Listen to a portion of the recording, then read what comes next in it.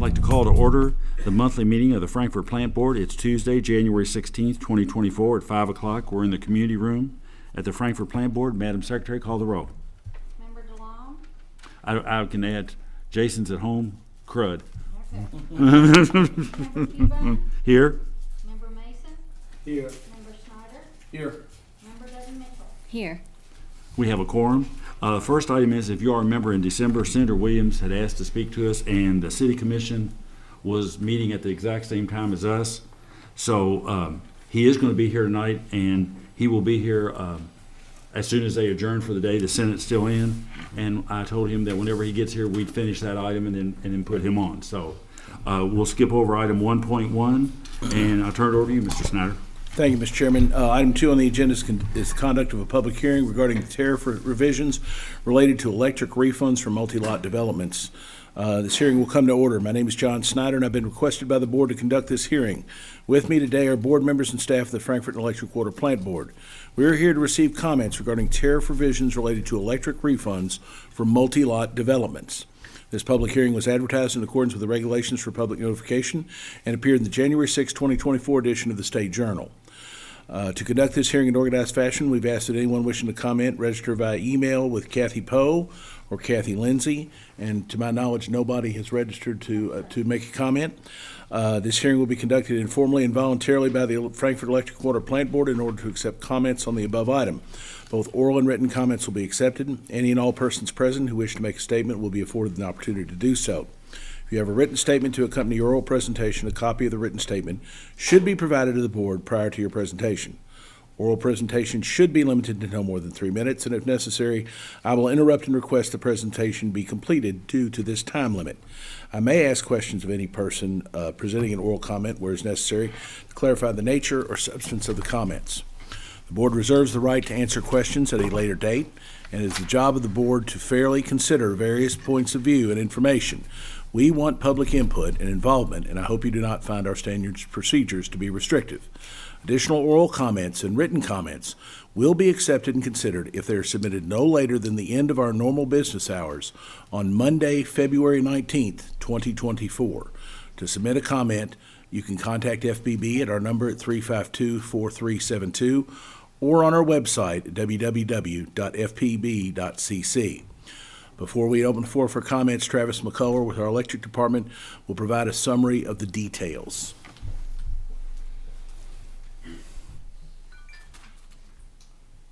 Good evening, everyone. Just to do a brief recap on the developer refund policy. Obviously, over the past several board meetings, the boards have discussed the need for economic development, economic incentives, specifically for larger developments, whether it be residential, commercial, or whatever the case may be. So staff has proposed a policy that would allow for refunds based on the net benefit to the board to developers that are developing multi-lot developments. Again, no real significant changes over the past few discussions. The way we decided an appropriate refund amount would be is based on the benefit to the board. So if you look at our electric revenue, a large percentage of that goes out the door to buy wholesale power. Obviously, that's not money the board is keeping. So we base the refund amount on what the actual benefit to the board would be, and it takes out those variable power supply costs. So the idea would be whenever a development is proposed, working on contracts, that final refund amount per electric customer would be determined at that time.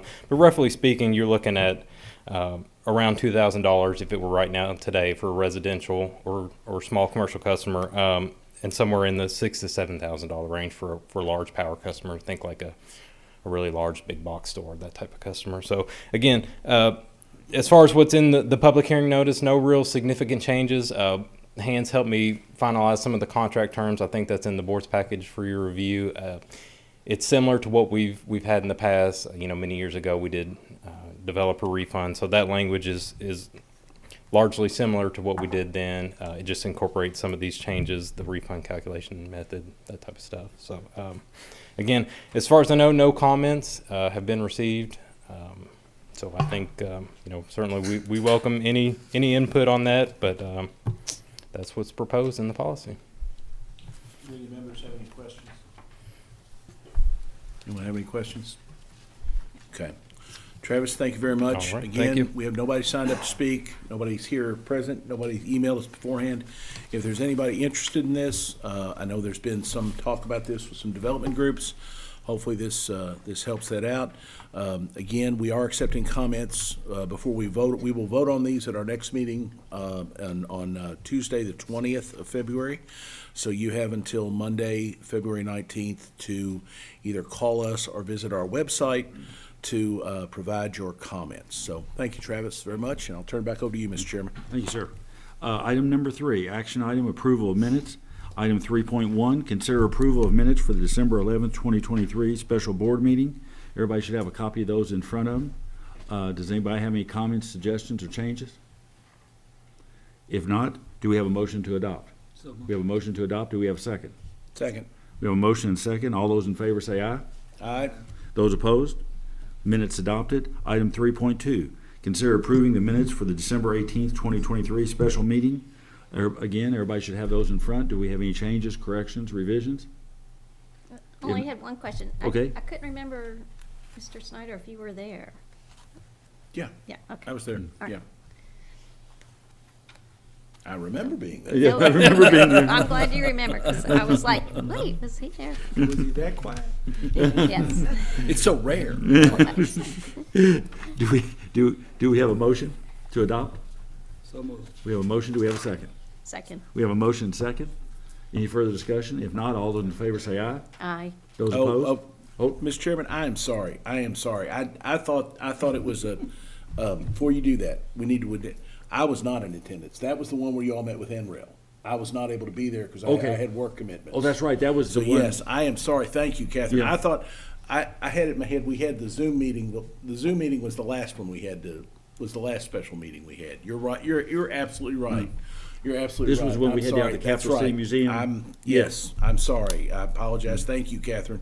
Yeah, Mr. Chairman, if it's in order, I make a motion to remove my name as being in attendance on those minutes. Should we have a motion to make a correction in the minutes to remove Mr. Snyder as being in attendance at the special meeting? Yeah. Does he have to withdraw her motion? Yeah. Hands- You want to go and withdraw? Do we need to you wanna revote it withdraw totally, your or- motion? I would withdraw the motion Okay. and then make a new, just. Go ahead. You want Okay. to withdraw? You want to withdraw your motion, Steve? You made the motion. I didn't make Oh, it. I'm sorry, I didn't make the motion. Yeah. I withdraw my motion. Do we have a motion to withdraw the vote by which we adopted those minutes? Do we have a second? Second. We have a motion second. All those in favor say aye. Aye. Those opposed? Okay. Mr. Chairman, thanks to Catherine. Mm-hmm. I'd like to make a motion to amend the board minutes to reflect the fact that I was not in attendance at the board meeting with NREL. We have a motion. Do we have a second? Second. We have a motion second. All those in favor say aye. Aye. Those opposed? Okay, we now have in front of us the minutes for December 11th special meeting. Oh, December 18th, special meeting. Special meeting. Do we have a motion? so moved. We have a second? Second. We have a motion second. All those in favor say aye. Aye. Those opposed? We've adopted those minutes. Now so that's on 3.2. So Got it. we have both those. Item 4. Before we go on, I was just notified that we have people that came in that might want to speak about Oh. the public hearing information. No? Oh. Okay. No, Okay. they're saying no. Okay. We can move on. Okay. Right. Item 4, consider accepting the financial statements for the month ending December 31st, 2023. Mr. Denton? Thank you, Mr. Chairman, members of the board, good evening. We have before you tonight financial statements as of December and through December 31st, 2023. Our fiscal year runs from July to June, so this is the 6 months of our current 24 fiscal year. I'd like to just briefly go through some of the things to point out for this period. Look at page 29 of your board packet, statement of net position. You can see there on line 65, total assets of just over $233 million as of December 31st, 23. You'll notice two of the things that stand out year-over-year comparison. Property, plant, and equipment. You can see we're almost up $10 million as we put a lot of our net revenue back into property, plant, and equipment. And you'll also notice when you look at cash and investments, we're down $3.6 million year-over-year.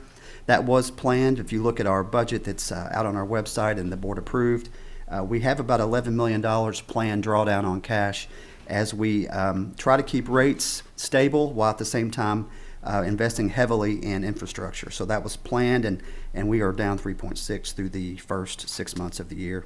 Looking at line 135, total liabilities, just over $105 million.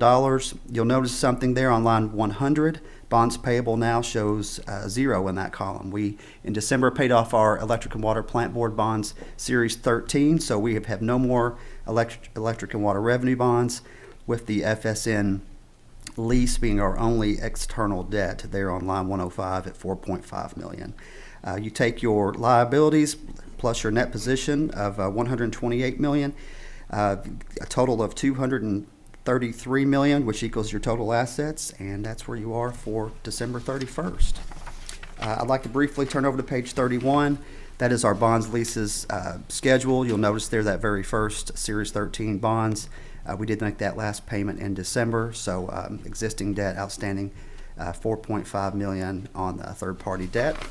And then quickly, I'd like to just flip over to page 34 and talk about financial performance of the plant board through the first 6 months of this year. You'll notice when we look at the third column and then the 7th column, comparing year over year, you'll notice our operating revenue is up $323,000 or 0.6%. But when you look at our operating and general and admin expenses, you'll notice that those have increased at a rate of 5.3%. So when you have operating, that spread of increase in revenue versus the increase in expenses, it's just at 4.7% difference there. So even though we've had some rate adjustments this year, electric and water usage continue to trend downward. We are hanging pretty consistent year over year with telecom, but that's just something I'd want to point out. When you look at the bottom line, 325, net contribution, we are down $678,000 or 11% year over year due to those changes. So that's where we are, sir, for the first 6 months of the year. Let me ask you, and if, I don't know, is April Rhodes back there? She is? Mm-hmm. Maybe could she come up?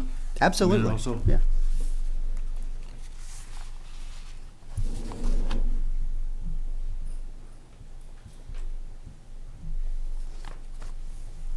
You get to make a guest appearance. Yeah. No, my question was, is going in, I mean, obviously, we've got an extremely cold month, and going into January, given where we are financially, what's our bad debt and our delinquent payments? What are we looking like going into January? And what are you hearing or what are you seeing, and just how's that going to affect, obviously January bills are going to be significant. Yeah, so I mean, we are making payment arrangements. I think David might have talked about this last month when he talked about our influx of, we have really high traffic days. Last month it was, I can't remember exactly what the date was. It was the 3rd or 4th, and we had another one in January. So we are making payment arrangements with customers. So we continue to work with customers month to month, and we'll continue to work with them, especially right now when we will see the influx. Of course, these, with the low temperatures now, some of those customers won't see that until like their bill coming in the next, like the end of this month. Cycle Right. 2 customers will see some of that, and then next month, Cycle 1 customers will see that on their bill. But we're not carrying a huge amount of bad debt into January. No, right now, if you look at, we all went through the COVID, we know the Right. spike we had. We are back to pre-COVID levels on our past due balances. We actually see less number of accounts than we did pre-COVID, but balance is steady. It's around $800,000 that we carry over month to month. Technically, we used to do 2 payment arrangements a year is all we would allow, but when COVID hit and we had to go, we're directed to do payment arrangements for all customers over different periods of time. We've continued that on. And then right on the back of COVID, you've had a pretty rough economy with inflation that's really hit homes and businesses. So we continue to do those every month, which is, it's a lot of manual effort, but I really think our customers appreciate it. It affects those wait times. I mean, the wait times that you all have seen where it's increased, that's where that's coming from, is because we are waiting on, since we are allowing more customers to make payment arrangements, that means more foot traffic in the office and over the phone. And we also have it set up that they can make payment arrangements over the portal. And we're working with IT to try to make that even better so that we have less traffic coming in and they can do a lot of it online. Well, I kind of went out of order there, but any questions for April, David, regarding like LIHEAP and all those things while we got her up here? Sorry to just bring Oh, that no, on. you're fine. Okay, You're fine. Thank you. thank you. Does anybody have any other questions of David on the financials? No. Okay, if not, do we have a motion? Move to accept the financials as presented. Do we have a second? Second. We have a motion second. All those in favor say aye. Aye. Those opposed? Motion's adopted. Thank you. Thanks, David. Thank you. Okay, next item, consider approving renewal of FPB's insurance policies in the amount of $1,316,279.93. Hans and Charlie Hamilton. Yes, sir. And Charlie's gonna come up and announce he's negotiated a huge discount, right? Yes, sir, that's right. That's what I thought he I was think here that's for. what his latest update is. Yes. I'm gonna follow your good advice, Mr. Keybine, and assume everybody can read, so I'm just gonna hit a That few was what Senator highlights. Maloney always used to say. Yes. Is for the sake of the committee hearing, let's assume everybody can read, don't read to me, yes. Indeed, Yes. indeed. So I'll just hit a few highlights here. This is our annual renewal. It doesn't cover pollution or workers' comp. The workers' comp renews in July. So we insure a whole wide range of areas: our property, our vehicles, directors and officers coverage, cyber coverage. Some of these areas go up, some stay the same, some go down. Some notable areas: the directors and officers and the cyber stayed about the same. The cyber is probably largely to the good practices of IT. We've got the multi-factor authentication, things like that. That goes into the application and determines the rates. Other areas, of course, increase the value of the property that we have. That increases the stuff we have. Is worth more, so you pay more to insure it. We also have just higher across-the-board automobile rates. There's a 10-year history section, excuse me, in your digest, and I've looked at that before, and insurance runs about the same as inflation. What happens is we submit this to Charlie Hamilton, Stanley Marsnick here, and they go out to the market and they surveyed 49 different companies to see what the best combination of coverages and rates and so forth, and that's what they came up with. So I would recommend approval based on the past history and just the value of such, the value of the property we have. And I know Charlie and Stanley are here to take any other questions that we have. You wanna bring Have this Charlie evening. up here to? Yes, sir. Charlie's right back there if he wants to come up to the mic and see what questions we might have that are more in depth.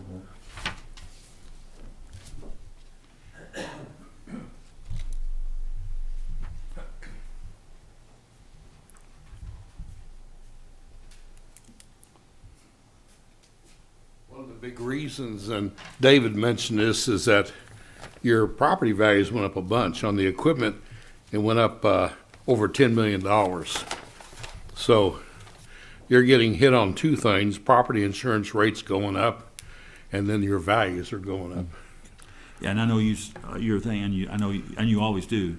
I know what you surveyed, over 49 different companies? Exactly, yeah. Is there anything different we should be doing, could be doing, do anything No. more? I mean, is it? It's not a question of anything you're not doing. And Jim Pinkston, our loss control engineer, is spending a lot of time with JC on safety and stuff. It's just the market. What you're really seeing is just the effects of the market, and your value's going up.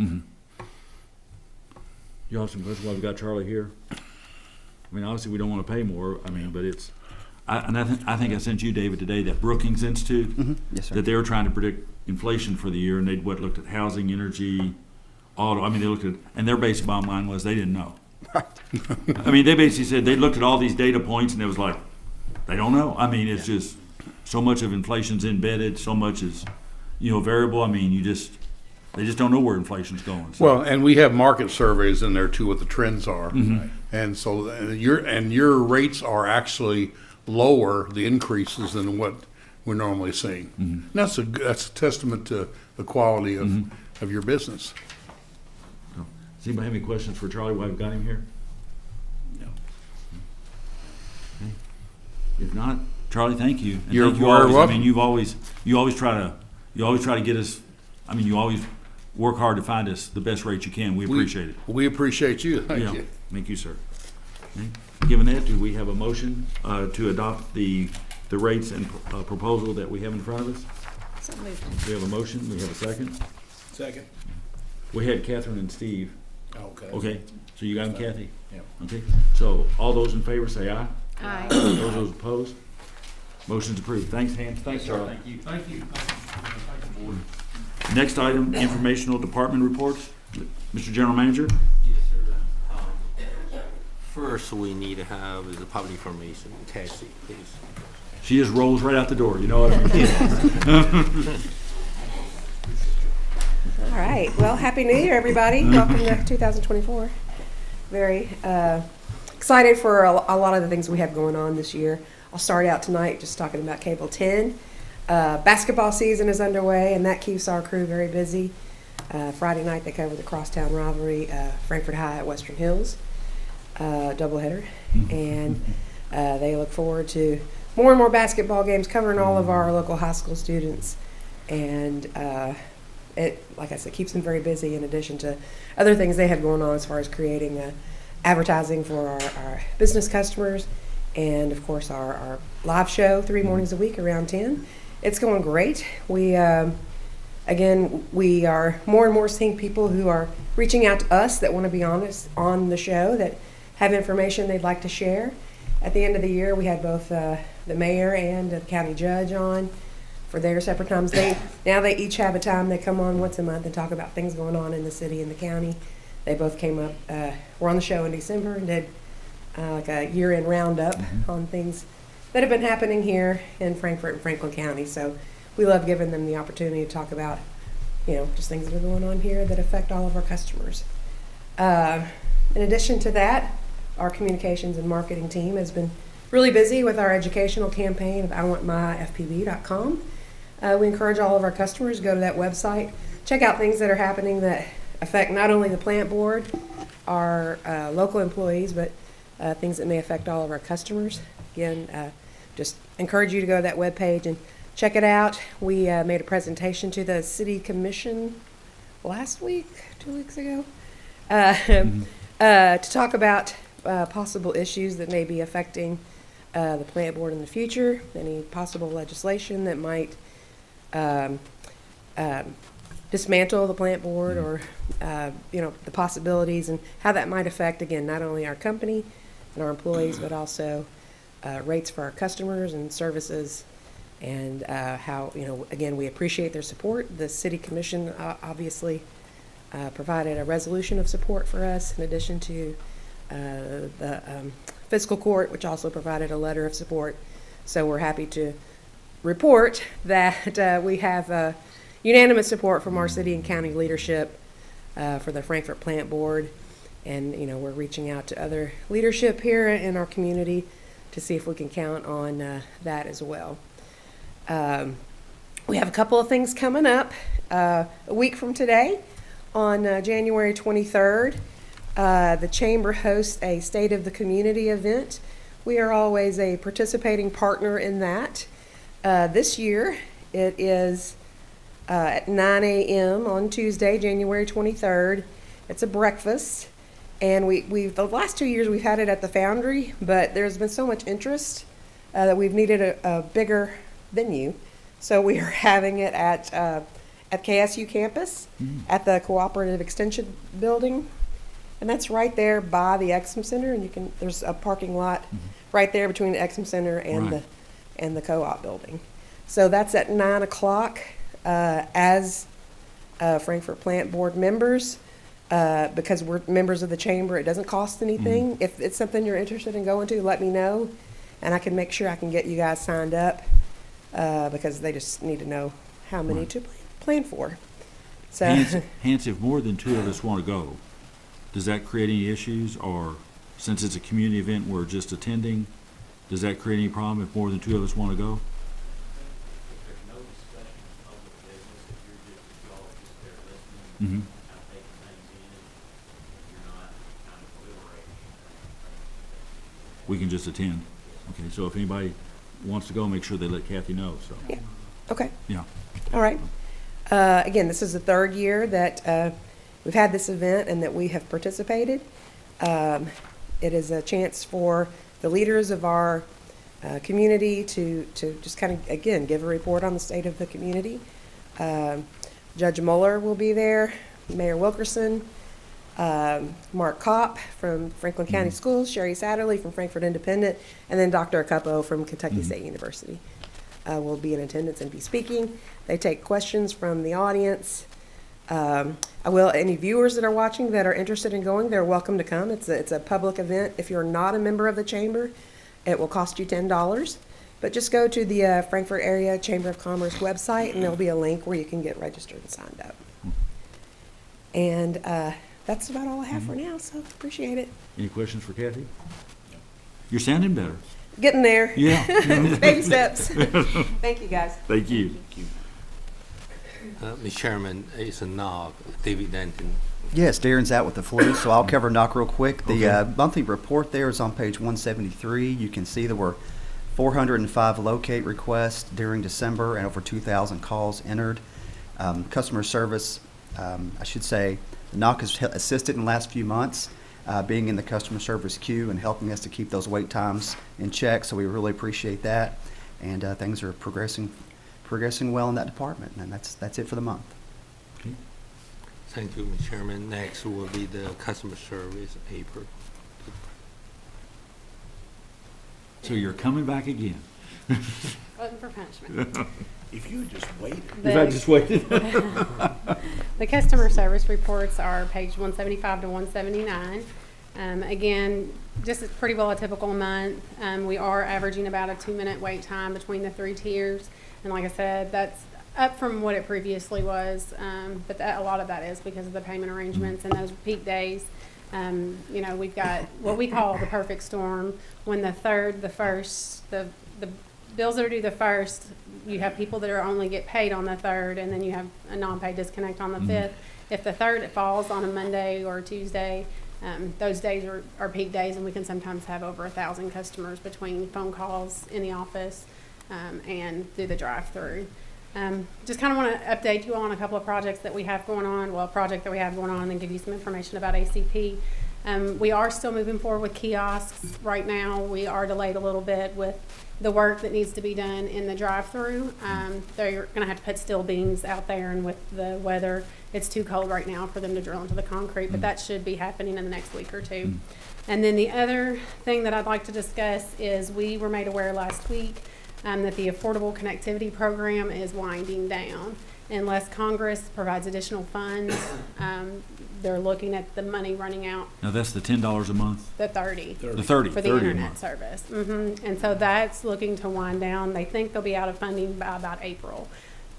So we're going to have to, in the next week or two, send out notifications to customers just to let them know that it's a possibility. And then there are additional notifications that we have to send depending on whether they get funding or not. So just. Is it in, do you know, Hans, have you checked, is it in the continuing resolution that the House and Senate have worked out, or? The budget, I'm not sure what they've come up with, but the notices, the FCC is supposed to be putting out some template notices to customers, but they're not. Of course, with the budget and everything going back and forth, you don't know what you're gonna have to do, so you're kind of watching as it. Just to get a heads up, I mean, if it's already with the board, you might want, either you or April might want to contact Congressman Comer's office, because he's always been very responsive in that and getting back to us, and just ask him if it's in the CR. Yes, sir. Yes, sir. Because if it's not in there, then it's nowhere. I mean, because I think that CR takes them through the next Next year and a Yeah. half, almost year and a half. Yeah, so I mean, if it's either in there or it's not, so, and he would know, so. Yes, sir. And he's always, really good about following up and responding to us, so. Okay, we'll reach out to him. That'll affect about 856 customers. That's how Okay. many customers we have on ACP right now, so. Just wanted to give you all a Okay. heads up. Thank you. Yeah, thank you. Got any questions? No, All right, thank you. appreciate it, thank you. Mr. Chairman, next will be the telecommunications superintendent. Adam, I don't want to praise you inappropriately, but I will say this. How is Sun- praise inappropriate? Well, that's true. Good point. Sunday morning, going down the street on Shingle, your guys, 9:15 in the morning, it was 17 degrees. And they were out working on somebody's personal home, working on their service. I mean, The weather brings us out. yeah, but no, I'm just saying, I mean, that's pretty impressive that, Yeah. No, they're cold, but yeah, they had a pretty good weekend. I mean, Yeah. I don't know if y'all remember, but it used to be, actually, if you look at the outage report, if you go back to like 2017 and 16, you'll notice we had a lot more outages. A lot of that was because the equipment runs in thermal Mhm. and AGC, and so when it gets so cold, the equipment don't know what to do, so it started acting up. And then as a part of the head end, when we built the head end, we upgraded all the actives, which remedies a lot of these issues. I mean, over time, they'll start acting up again, Right. but that was one of the big reasons to do that upgrade, that system-wide upgrade, is to stop the outages during the cold weather. But, yeah, we actually had couple Facebook posts of some guys out working on Louisville Road. And, you know, there were a lot of customers made real positive comments. Yeah. Those guys were really like that. Well, it was impressive. Yeah. No problem. And I'll pass the word along. Yeah. The telecom report starts on page 181 of your board packet with customer penetrations. 182 and 183 are the outages for the month. We had one outage, which was a power supply over off Louisville Road, Hunter's Trace area. The actual trouble calls for the month are about average as they were last year at the same time. So everything looks pretty good there. On the next band front, we're working on Carwell Lane, Evergreen Road, Sunset, and Peaks Mill. We're kind of spread out. We have multiple crews working. They're doing quite a bit of splicing. Hopefully, within the next week, we'll turn on a section of Nineveh Road and Spring Hill Subdivision out 421. Okay. So those will be the next areas come online. So if there's any questions, I'll be glad to answer. Question? I thought I had an outage in my neighborhood, so I was patient and called you. Then the next morning I got up, I realized I had unplugged the router. It happens. No, we don't mind those trouble calls. We work them right over the phone. Did you put a sticky note on it now, do not unplug or something like that? Hard night without internet. You know, I've told you, you can always come over. I mean, you know, it's, I give you a laptop, put you on the couch, you'll be okay.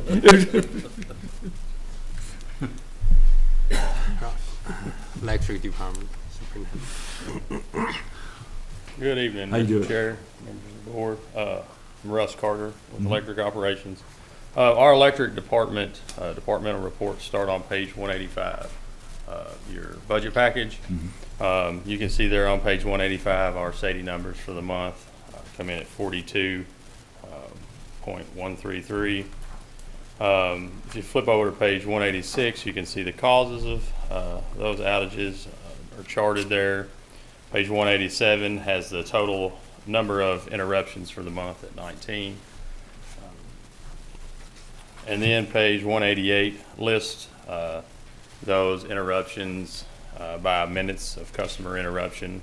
It's our 10 largest for the month, with a total of 431 customers affected for the month of December.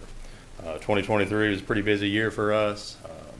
Looks like 2024 is starting out the same way. A lot of customer work orders and stuff, so be glad to entertain any questions you have.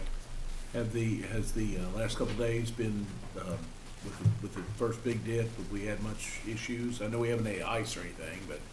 Actually, we have not. We were really spared. You know, Friday it kind of set up like it did back in March. You know, coming in late in the afternoon, and we actually put an extra crew on for the weekend just in case, and we got spared. We didn't have any real major outages. The cold weather hasn't really affected us much yet. So Good, excellent.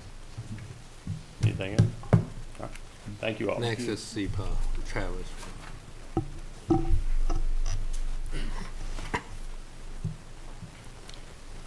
And really quick, before we get to SEPA, AMI, kind of business as usual. 14,983 on electric installs, 10,662 water installs. That puts us at about 68% complete on electric and 62% complete on water. A lot of the installs now are kind of hung up by weather. We don't want to mess with anybody's water meter, it being freezing or it being cold. We don't want to cut somebody's power off. So we're kind of playing by the weather right now, but we expect those numbers to start to tick back up, weather dependent. The SEPA report begins on page 189 of the board package. Our total SEPA bill was $81,687. The net payment was $136,266 for a profit, if you will, of $54,579, which brings us through November of 2023 for the year, net benefit of $16,620. So another pretty Dave, good is year that for on T. track? Good right now. Oh, that's good. Mm. Any questions on this? Thank you. Mr. Chairman, for the QMEA, I really don't have much Okay. material change report. We had a board meeting last month, but it's before the holiday. Okay. So I think that their project continue going, construction for the Okay. new power plant, nuclear plant. Okay. They also form a group for the group interested in that, join that project. Okay. So Any update on the Ash? How's Ashwood progressing? Do we know- I do we don't heard have much? the detail. I heard it's going to be a little delay. Hope it's just months too, but I don't have the detail. Do you But know? at least they already have the contract in place, Right. and the panel will deliver transformer, all that. It's already transmission is ready. So it's a delay, but not a delay long time. I think it's months or few months. I don't have the detailed information. But, could you ask him for next month, Gary? Could you ask for Doug to give us a formal update, especially since, Catherine had them put in the contract all the various triggers and that, and to see if they've hit all those triggers. Correct. Yeah. But I cannot, I heard some, but I mean, some of the information I cannot go detail. Right. Because Understand. there potentially could be litigation. Mhm. But I think they are actively working on that. Right. Yes, based on the agreement Mhm. we have. But the triggers are in a public contract, so they ought to be able to tell us if they've hit those. Yes, yes. And if we need, And required. Yes. and if we need closed sessions, if Yeah. there's litigation, we can Yes. do that as Yeah. well. So, Yes. yeah, I would like to hear on that too. Yeah. Okay, I will make sure next board meeting we have Okay. information available, Yeah. at least in writing, please. Mhm. Next one, if you don't have any common question. Okay, next is safety. Okay. You got some explaining to do, buddy. Gonna have to deal with you later in the meeting, Thank so. you, Mr. Chairman. members Tell of the everybody what board. you've done. As Mr. Bond's alluded to, this will actually be my last board meeting. I've accepted a safety position with a neighboring utility. Just wanted to make sure the board know, thank you for the opportunities that were provided for me. And the staff here is amazing. You're not going to find any more Brian Bournes, Russ Carters, Jennifer Hellers, Brandon Powers. I mean, the staff behind there are just amazing, great people here. And I've truly enjoyed my time. Thank you again so much for the opportunities here. Couldn't accomplish it without great support by Hans and Gary and everyone here. So, but for our safety report, it starts on page 193 and runs through 194. No recordals for the month of December, so that is great news. We did have one minor vehicle accident. One of our cable engineering vehicles scraped a concrete wall or made contact. Made So contact. that's as I like to say, but no employee injuries and just minor cosmetic damage. So I'm happy to answer any questions. And we'd like to, and seriously, thank you for Thank you. everything you've done Thank for you. us. Thank you, Thank you so You've done a much. great job, and I, we're gonna miss you. This was a very tough decision for me. Like I said, it's just opportunities for my family and our lifestyle and kind of way we're moving. So I think it's going to be a good fit for us. But still keep up with everybody here. And like I said, if you ever need anything, be happy to help out in any way I can. Thank you. Thank you guys. Thank you for your service. Next is the water distribution. Brian.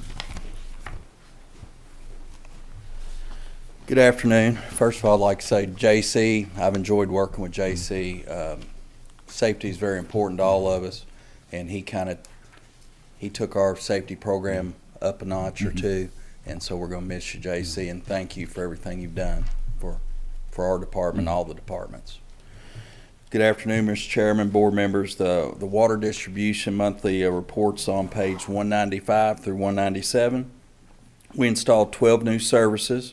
We had 2 main breaks. We had 1 outage for the month, so pretty good month. We have more new services, which is always good to see. Besides the normal board report, we had done a little bit of work downtown. We added a hydrant for the new Broadway Hotel. We completed a service disconnect for the YMCA. They're getting ready to demolish it.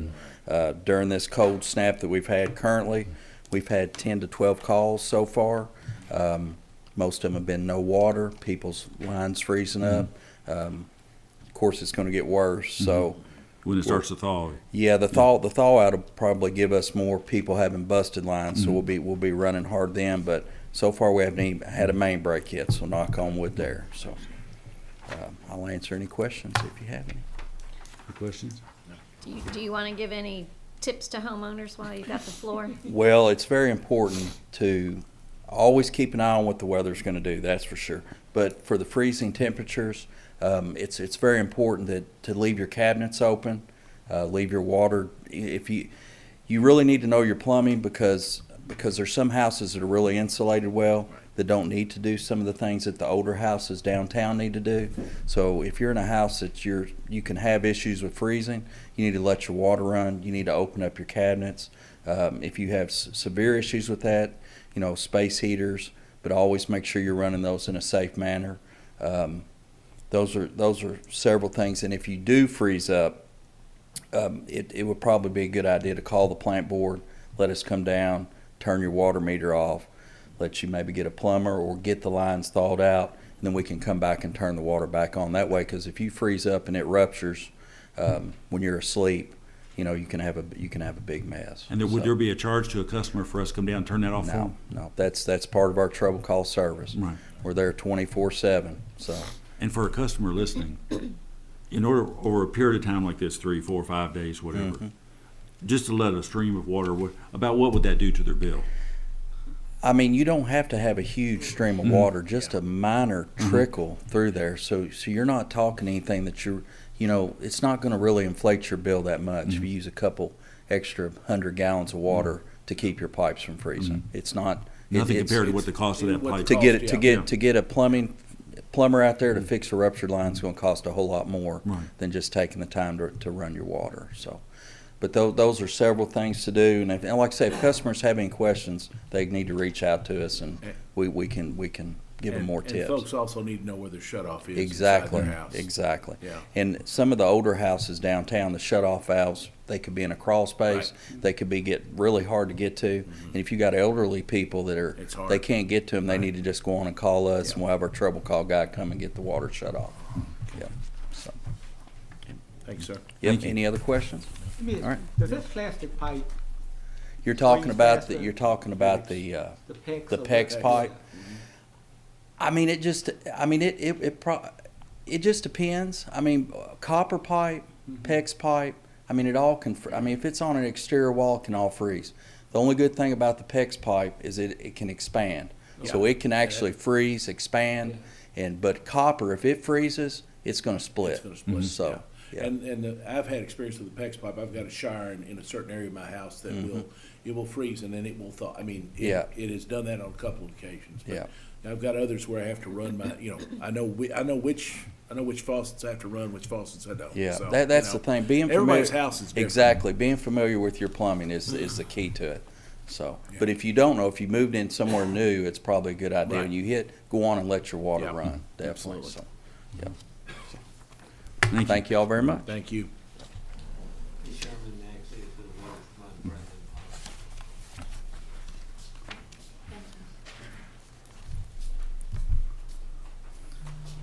Good evening, everyone. For the month of December, the water treatment plant treated 228,982,000 gallons of water for an average daily production of 7.39 million gallons per day. For the year, the water treatment plant treated 2,873,113,000 gallons of water for an average of 7.87 million gallons per day. Lock 4 averaged 1,387 cubic feet per second for an average of 896 million gallons per day. And there were 2.3 inches of rainfall this month, or for the month of December. I'm be happy to answer any questions. Any questions? No. Thank you. Does that conclude all the department reports? Okay. Before we go to item 7.1, I think Senator Williams has come in.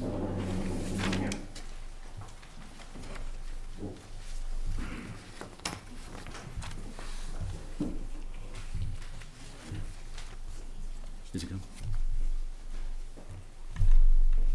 Senator, welcome. Thank you. Thank you. Appreciate y'all having me. You got the floor, sir. Thank you all. Thank you all very much for having me tonight. I'm looking forward to hopefully sitting down and talking to you about some of the items that we've been discussing in public here. But I do want everybody to know that my main purpose here is economic development for the city of Frankfort. And I am looking forward to working together to work on, there's a draft bill out that was just a beginning place. I'm looking forward to sitting down with you all in a committee or whatever to discuss this. But one of the things that I would hope to see by this legislation is, and a lot of folks don't know it, is camera over here? No, you're there. Okay. Yeah, a lot of yeah. folks aren't aware that the city of Frankfort operates under legislative statute from back in 80 years ago. Okay, the Frankfort Plant Board, the city authorized it. The Frankfort Plant Board in 1942 when they were doing this, and the founding fathers were ahead of the game, because back then, you really, as a city, you couldn't bind the next city commission to what the last city commission could do. You couldn't bond, you couldn't do anything. So consequently, we had municipal corporations, special purpose government entities that were a necessity 80 years ago.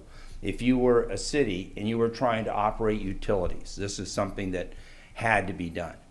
Now, that changed in, I think, 94. We had a constitutional amendment that enabled cities themselves to begin to do some of the bonding authority that we as just come to expect of cities today.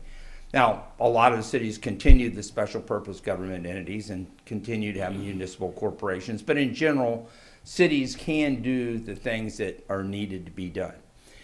And so the 96.171 to 96.188 is the statute by which the Frankfort Plant Board operates. It is the only city in 80 years that has decided to operate under those statutes. A lot of other cities operate utilities, but likely this was a combined electric and water plant board for I think a third-class city when it started. We don't have classes anymore, but that's what it was. So it was a kind of special purpose legislation that we used to do. We described something as a legislature, and there would be one or two people that could do it, and that was for them. Supreme Court doesn't let us do that anymore. That's special legislation. But this has existed to this day with no other city in the state willing to give up the kind of authority that the plant board has. For instance, most other cities, the surplus goes into the city checkbook. The city commissioners decide what to do with it. But under this statute, the Frankfort Plant Board has sole authority to decide what to do with that. Now, the city gets to approve it, or they should approve it, with the surplus. But the plant board has a lot of autonomy and a number of other things that just aren't what every other city in the state. Now, some cities run their utilities as city departments. Some run them as SPGs. Some run them as individual. So when I was here in the 90s as a starry-eyed young representative, man, Frankfort was an exciting place. I came down here. We had the convention center. We had all sorts of things going on. And I come back here now, and I got a vacant lot downtown. I have a rundown hotel, and a riverfront just is the most beautiful riverfront in Kentucky as far as I'm concerned, but it's begging to be developed on that. And I look around and I say, well, what can we do to assist the cities? One of the things, my father was a civil engineer, and he was a consultant to cities. So I grew up with him consulting cities. And one of the main, and my brother still is, not in this state. I have no interest in anything that happens here. I have none of my kids work for, has alluded, for any of Charter or anybody else that has an interest in this. But water and electric are a good source of revenue for the cities. And they could generate a surplus, but right here, it's the plant board and not the city that actually controls it. So I'm looking around at, and I'm thinking the other thing we have here, so, is that we have water and electric, which are de facto monopolies. That's why you have cities own a lot of water and electric plants, because nobody's going to lay a water line next to yours. Nobody's going to put a power line next to yours. But as you pointed out, there's 7 competitive industries in telecom. Okay, and so there's a lot of telecom going on out there. And one of the things that we're addressing right now with telecom in the state is we have $2 billion that in the next 5 to 6 years we're going to put out. I'm chairman of the state's telecom committee, a statutory committee. We had everybody involved in this process at our committee last month. Everybody from the pole owners to the attachers to the vendors that were going to provide the internet, everybody. The key shortage that we have, we're not sure if we could actually spend that $2 billion in the next 5 years because people are in short supply. That this industry has a lack of people to actually attach things on the pole.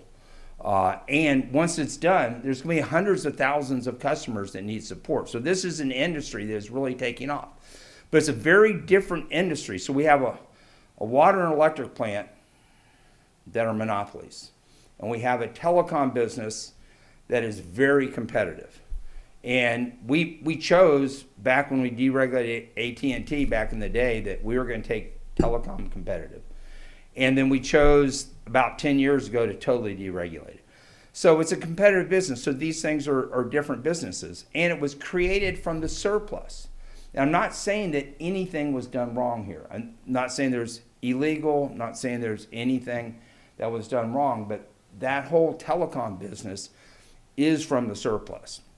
And you're a combined electric and water plant board, not a telecom. So I'm looking around and saying, hey, 30 or 40 years from now, what's going to be more important for our kids and our grandkids and our great-grandkids? A convention center, a recreation facility, a developed downtown. And how are we going to get there? What assets do we have in the city? What revenue do we have? So this is how my mind works.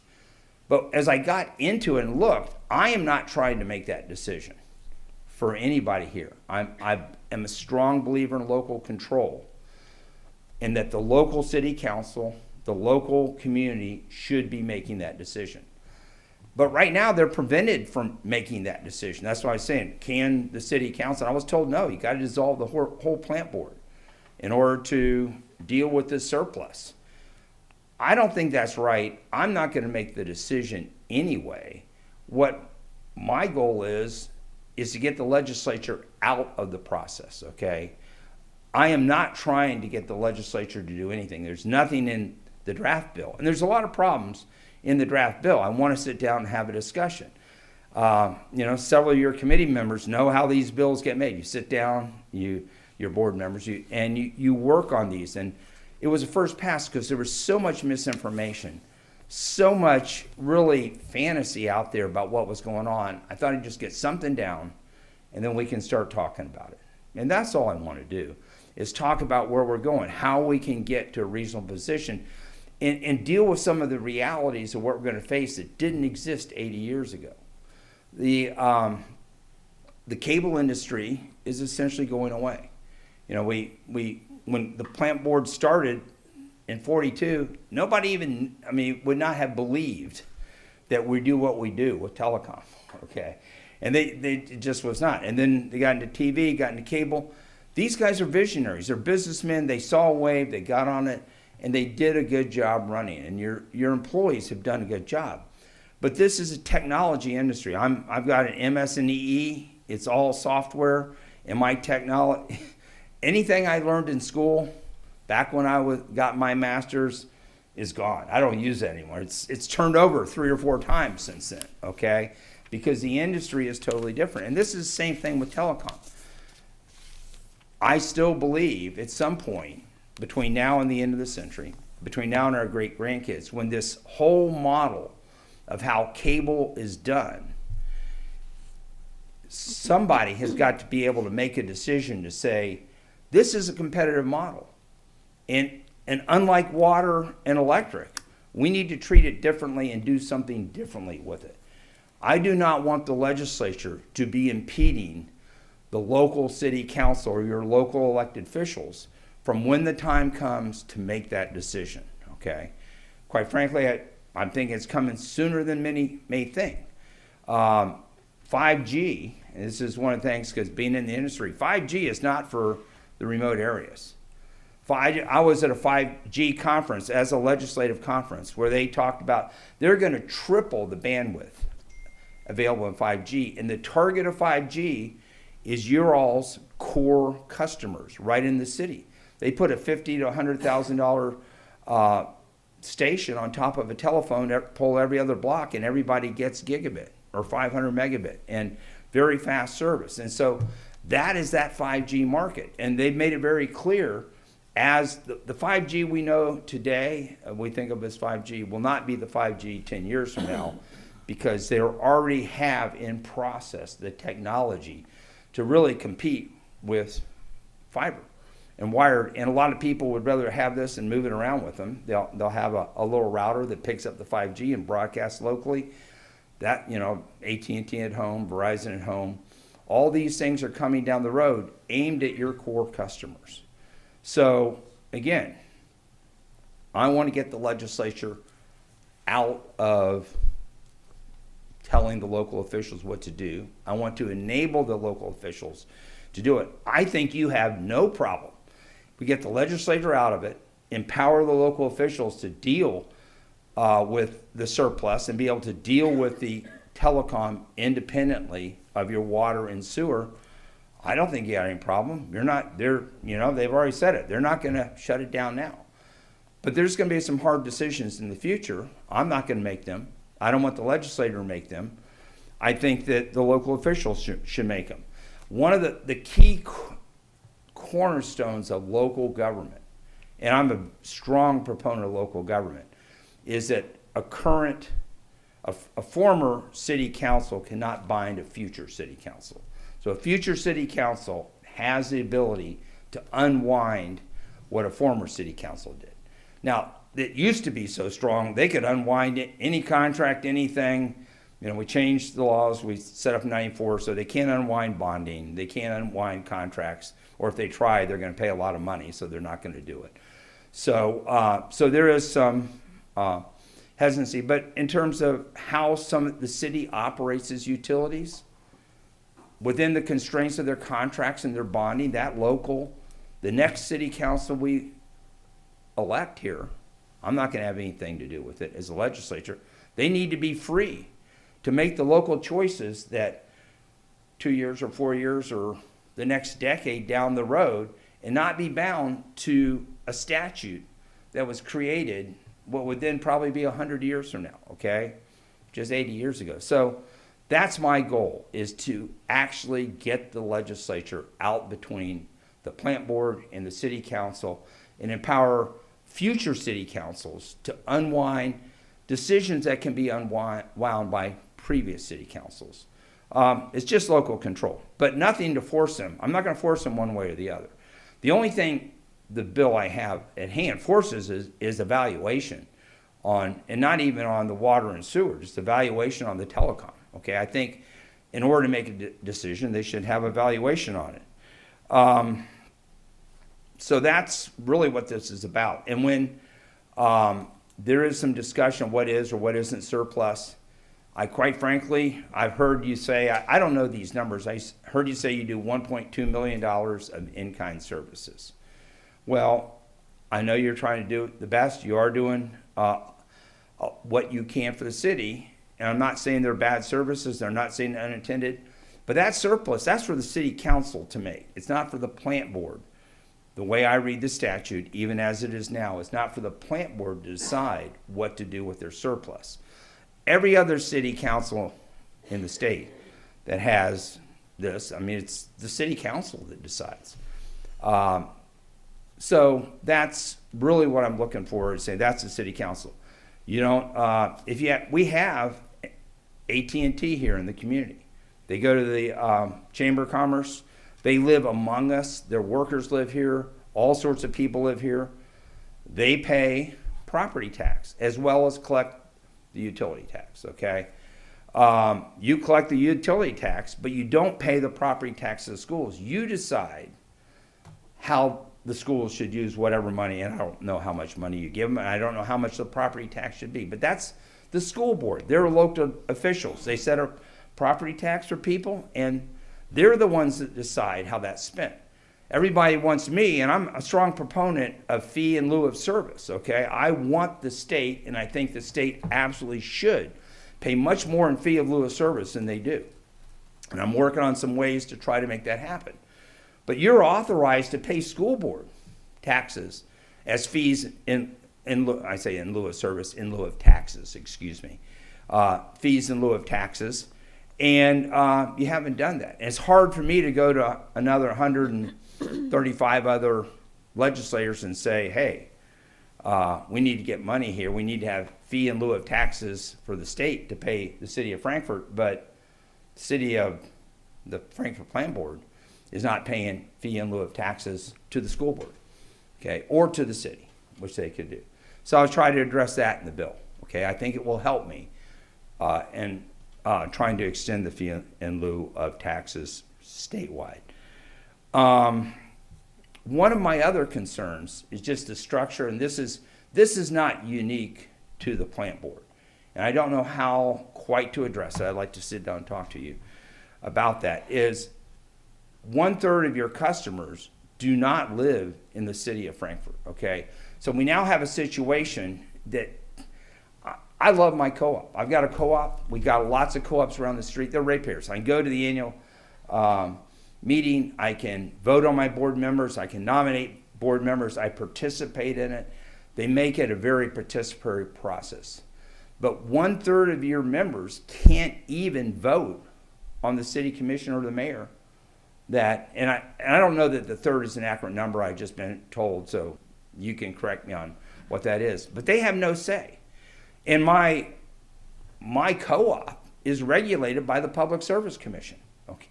And you're not. Because and I'm not saying that municipal utilities should be, because they're not regulated by the PSC, because they get to vote on the commissioners and the mayor that appoint the board.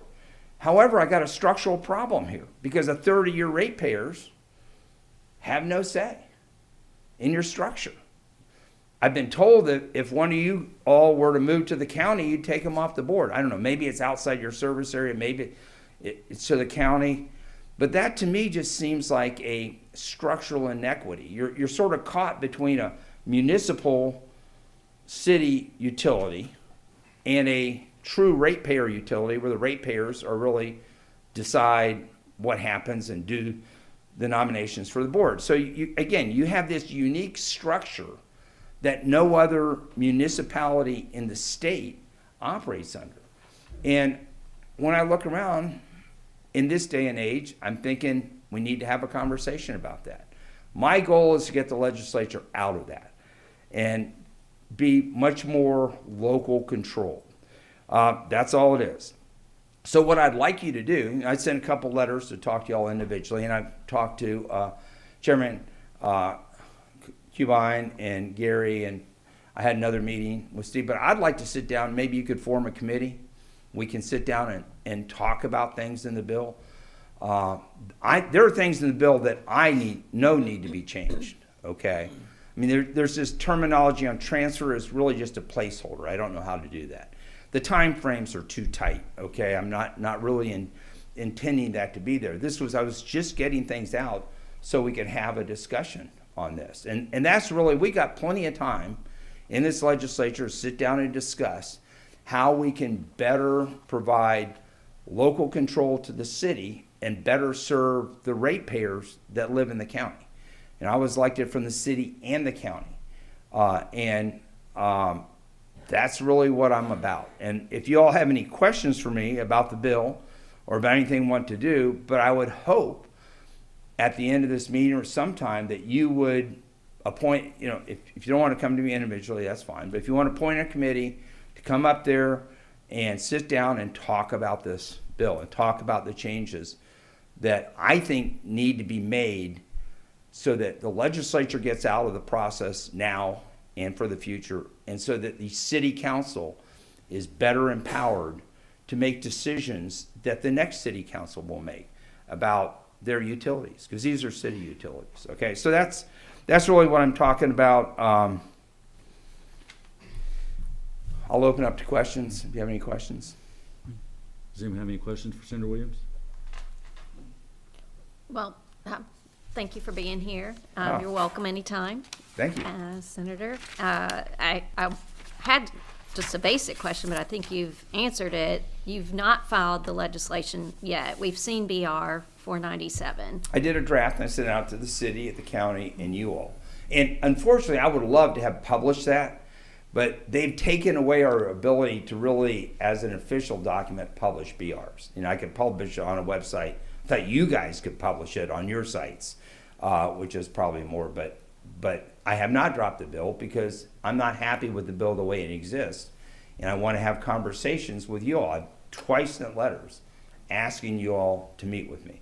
We've had a couple early conversations where we met, but not really since the bill draft came out. So I'm looking forward to doing that. Okay, so you don't have a bill drafted that you are going to file yet? Well, I have a bill drafted. But not the actual language that you want to file? It's a starting point in the language, okay? And that's, you draft it and then you talk about and I didn't do it. I had a bill drafter do this.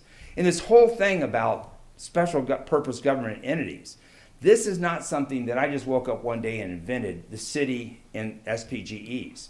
This is something that Adam Edlin, as auditor back in 2012, did an audit of special purpose government entities. Because remember, we had this 60 years of things where the city's only recourse was to create special government entities to do all utilities and all sorts of things, okay? And so we arrived here in 2012, that's actually was over 70 years, and having changed that what they can do it, we had all sorts of special government entities throughout the state that were really not under the control of the city councils. And it was the League of Cities that actually supported, at that time, stronger regulation for the audits, which you guys comply with, and you do your audits. I look at them. And so you're a special purpose government entity, and really tried to return control back to the city elected officials. That's the key. When I talk about local control, I'm talking about local elected officials. Those are the people that they do that. So these special purpose government entities, we're still sort of going down the path of restoring true local control to elected officials at the local level. So this is something, I'm on state and local government. We get a report every year on SPGEs and how many we have and what those are. And so that's part of this whole process. So this is not anything new to the state, and it's something that really, it's not a partisan issue. This is a Democrat-Republican thing, and it's a city-county thing as well. It's not city, it's not county. Everybody has to deal with these SPGEs that we're trying to, they make sense in a number of places. I'm not trying to eliminate them, okay? The legislature's not, but we're trying to make them responsible, reportable to elected officials. So it's not just picking on the plant board. Although you are the only one that operates under 96.171 and 96.188. And there are some others that they have shut down in the past too that really special purpose legislation. So that was a long answer to probably, I'm not even sure, a question. Okay, but I'll be glad to answer anything else. All right. So, any questions for Senator Williams? Okay, if not, Steve? No, I just say, I really don't have a question now. I guess I have to wait to see the final bill. Well, so are you saying you just want me to draft something without any further input from you all? I mean, because I'm not saying it. I'm just saying that you asked if I had a question now. Don't have one. Well, I would love to sit down with you, as we sat down once before with Gary, and talk about some of the details and talk about what needs to be changed and what doesn't need to be changed. You know, it's not productive, and you know how this works. You got what's going on out here, and everybody's saying this and that and rumors, and the only thing that flows down, more than water flows down the Kentucky River around here is rumors, okay? I mean, And people are misinformed. And quite frankly, I think you are misinformed. I have another thing where I could walk down all of the misinformation that has been published. I don't believe you should be spending $100,000 to hire a lobbyist and to do a PR firm. But if you want me to, I could address all the misinformation. But I don't think that's really productive to do here. What I like to do is productive stuff. I want to have a conversation. I think there are members of this community that want to have a conversation. And you know from knowing me before, I don't intimidate, okay? And I feel like there was an attempt to intimidate me in spending $100,000 on this publicity and putting up billboards. You're intimidating your local officials. That's not something that I think is a wise thing, is a wise expenditure of the plant board's ratepayer money. I think you've overstepped your bounds on that. That's my personal opinion. But I will be glad to sit down and work with you on the bill on that. That's what I want to do. I would like you all to form a committee. Now, if you're not going to do it, let me know. I'll work with some others and do the best I can to get to what I think is the best operational going forward that gets the legislature out of the process. But I think you might want to have some input into that, and I'm a reasonable guy. I think that's what we're talking about, sitting down and reasoning. Thank you, sir. Thank you very much. Thank you. Appreciate it. The next item on the agenda is item 7.1. Consider approving rails renewal. Harvey?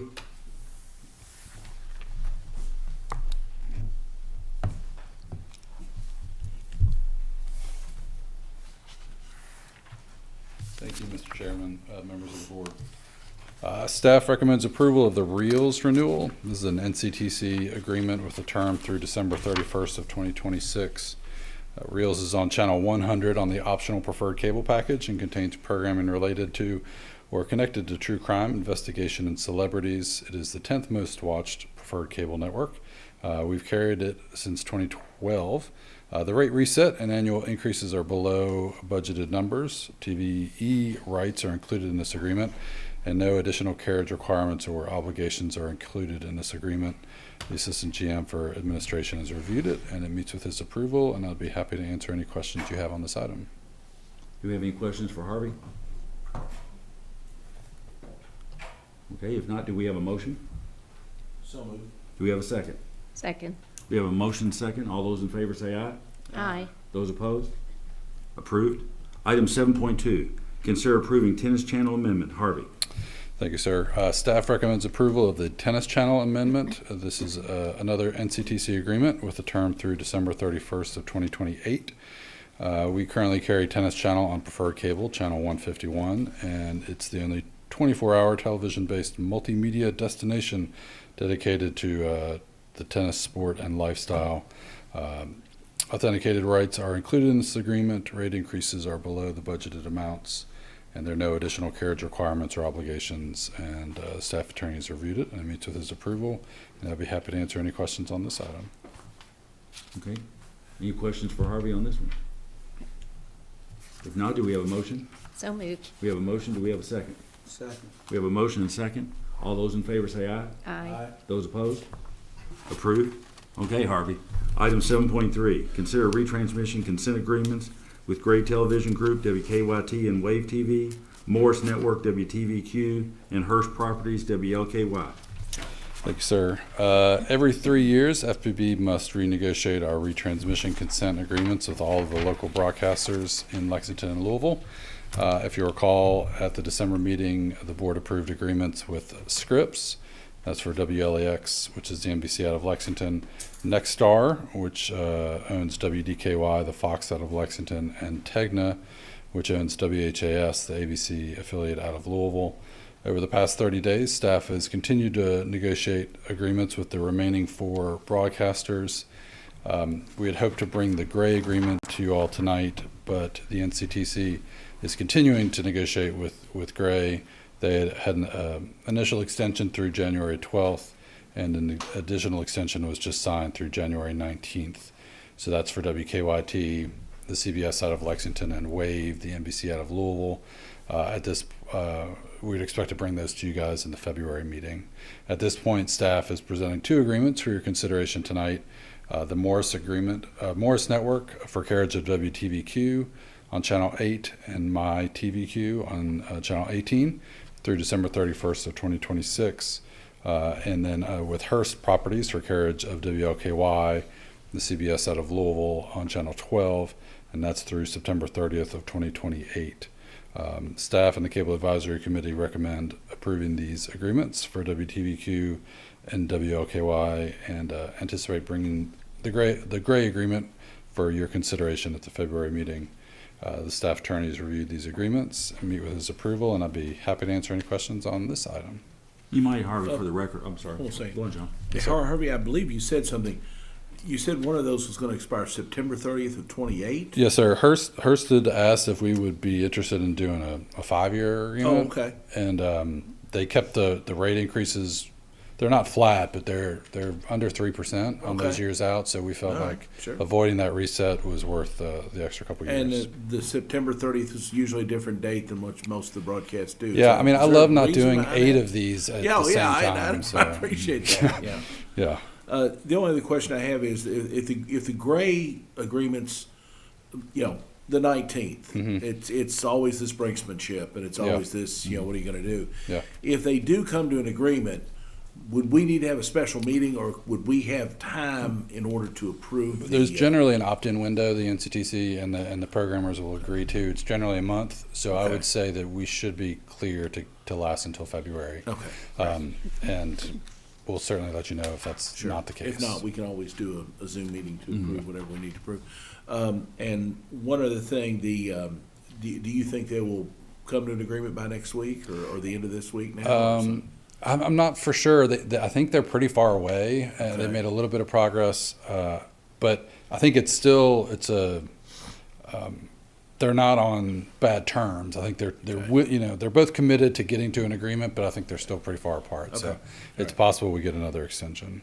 And you might, for the record, Harvey, I know you did last month, you might, for the record, explain again how this works in terms of the broadcast channels, federal law. Sure. And that they have to be paid for us taking the signal out of the air free. Yeah. These signals are available for free over the air. The rules and laws that cover the retransmission consent policy was established in the Cable Act of 1992, which was, things were a lot different back then. But for a long time, the broadcasters were happy to have the cable operators distribute the channels at no charge, and then they started to see that there was an opportunity to generate money, and that changed here about 15 years ago, and now it's a major source of revenue for these media companies, and so we try our hardest to keep the rates as low as we can, and also obviously we have the Louisville stations too. We think are important to our customers, and trying to balance those, but yeah, there's certainly a lot of regulation that we have to deal with on the retrans deals. And there's basically 3 parts on the customer bill. There's our cost, which has been the same for 20 years. 20 years. That has not gone up. That's right. Then there's the part which is the retransmission. Yes. And that total cost is what about? Today I think it's $27-ish. And then we'll likely start the process to increase that rate when you guys approve this last agreement, once we know what the number is. And so that's a pass-through. And then the last part is the cable programming like Disney, CNN, ESPN, and so forth. That's a pass-through as well. Right. So we try to be clear on the bill about what part stays here in Frankfurt, which is $12.79 of your cable TV bill, and the rest is all leaving town. Mm-hmm. So today, what action are you asking us to take, given the fact that the gray networks are still in question? WTVQ and WLKY are the 2 that we had done that we're asking you guys to approve tonight, and then we'll come back in February with the gray agreements. Okay. Mr. Chairman, for the order, I'd like to make a motion to approve the retransmission agreements with Morris Networks for WTVQ and My TVQ, and as well as Hearst Properties for the carriage of WLKY. Okay. For the and term no action stated. on the For other term 2. stated. Right. We have the motion. Do we have a second? Second. We have a motion and second. Do we have any further questions? If not, all those in favor of the motion say aye. Aye. Those opposed? Approved. Thanks, Harvey. Thank you all. Item 7.4, consider award RFP 2023-5, FTTP Network Design to Finley Engineering in the amount not to exceed $493,725. Adam. Yes, sir. Staff sent out an RFP for engineering help work. I'm sorry. And we received 3 responses on November the 16th. Staff scored the companies and would recommend Finley Engineering for to do the design work for the fiber to the home and also the county project. Finley's been around for a long time. They have 70 years experience with telecom and electric plant engineering. They have a local office in Lexington, Kentucky. The board right remember the spring of 23, our engineering firm we were using got acquired by another company. And so at that point in time, we had some of the county stuff going on, we had a walkout going on, and we also had our overbuild. And so they basically said they could focus on one thing, so we put them on the walkout, so that would be a completed project we could put behind us. And so with them doing that, we fell short on engineering about 30% of our current overbuild area and 20% of the new county project. And so that's what we're asking the board to do, is to agree to a contract with them to provide those services. Steve? So can I assume, Adam, that 40% of that 493 is going to be on the county build out, the 20 out of the 30, 50 altogether?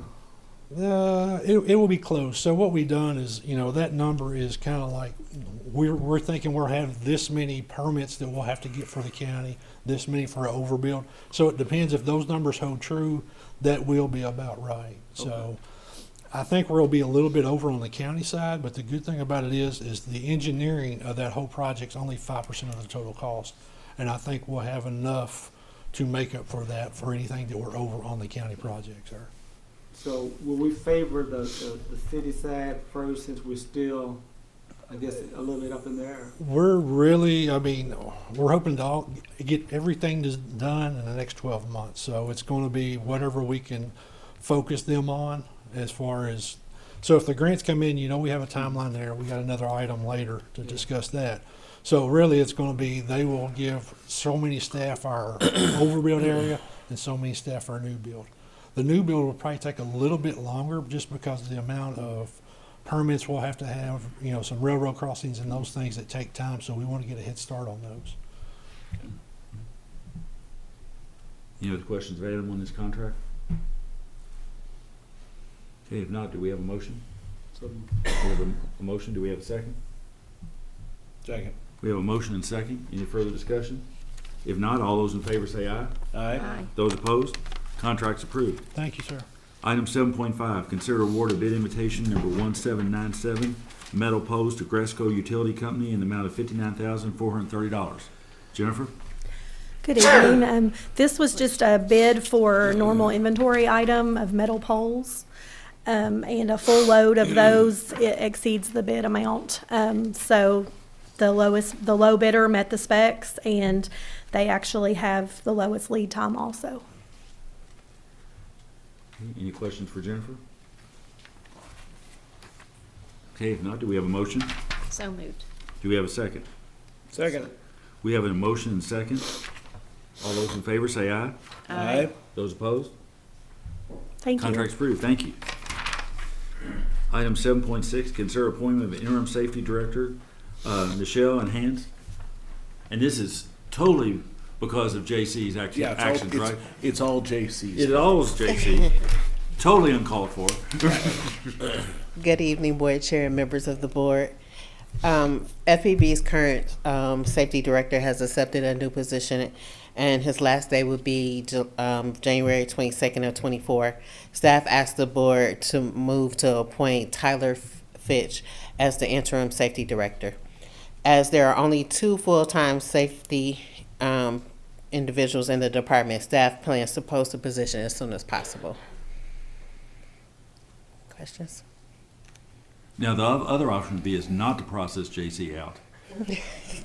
therefore forcing a standoff with him, right? Right. Yes. Well, obviously you didn't do well enough, Gary. So, do we have a motion on this? So moved. We have a motion, we have a second? We have a motion and second. All those in favor say aye. Aye. Those opposed? Okay. Proceed. Thank you. Thank you. I nothing against Tyler, but I would like my aye vote to be recorded as being under protest. That's right. The next one, item 7.7, consider retaining Blue and Company LLC to conduct the 2023-24 financial audit for a fee of $39,850 as required by KRS 96-185.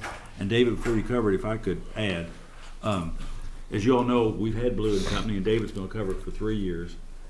Both the Government Finance Officers Association and Sarbanes-Oxley recommends you rotate at least every 5 years. So technically, Blue has 2 more years. If you notice, David put the chart in here. David contacted him. Alan Norville, who's the partner who was with us last month, joined us by video, proposed an increase. We went back to him and said, we think we'd like you to reconsider that. He came back, if you noted in the boxed area, you can see he came back, lowered his projected rate increase down. There is a new audit standard, which, correct me if I'm wrong, David, deals a lot with cloud-based systems and so forth that we have some of, which is a new audit standard, has to be complied with.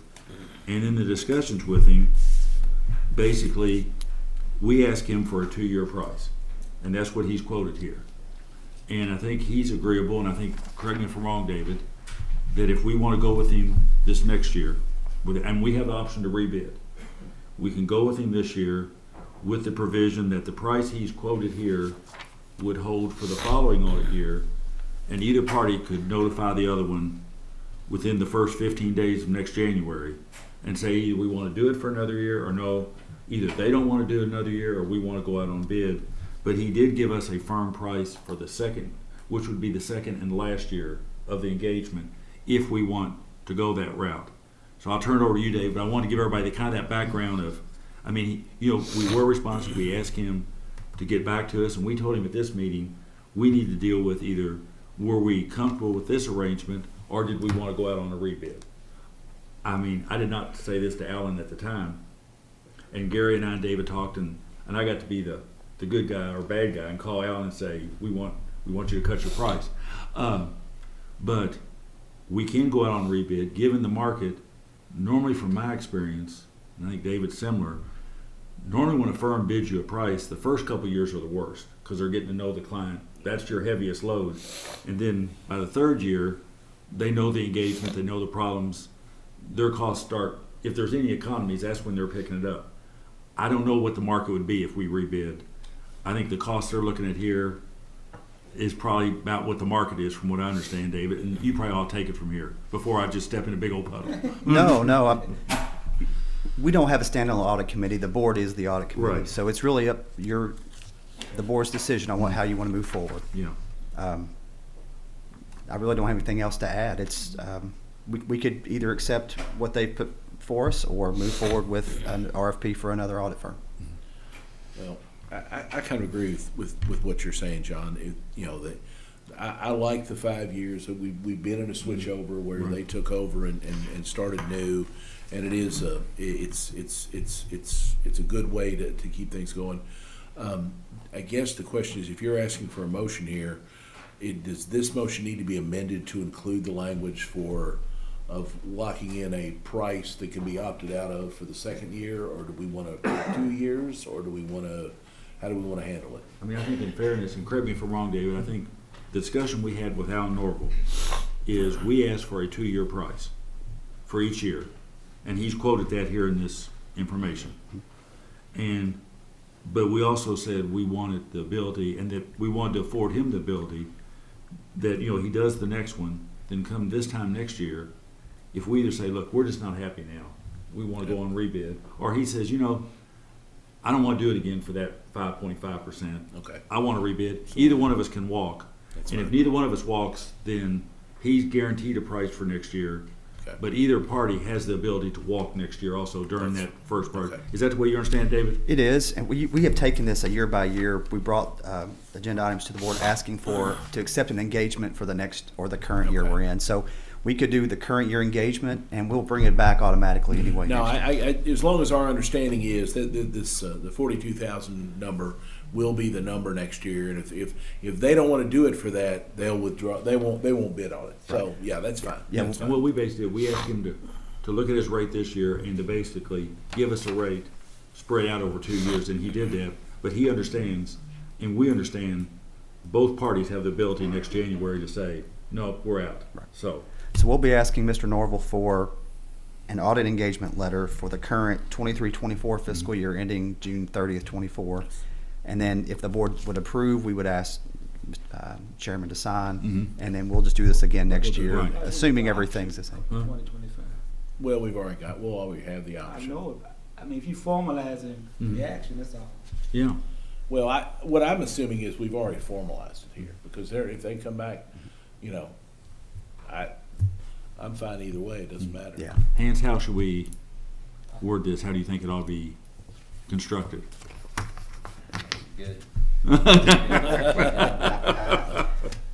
I've got a suggestion. It's just to ask to consider approving or to approve Blue and Company audit engagement for the 23-24 fiscal year.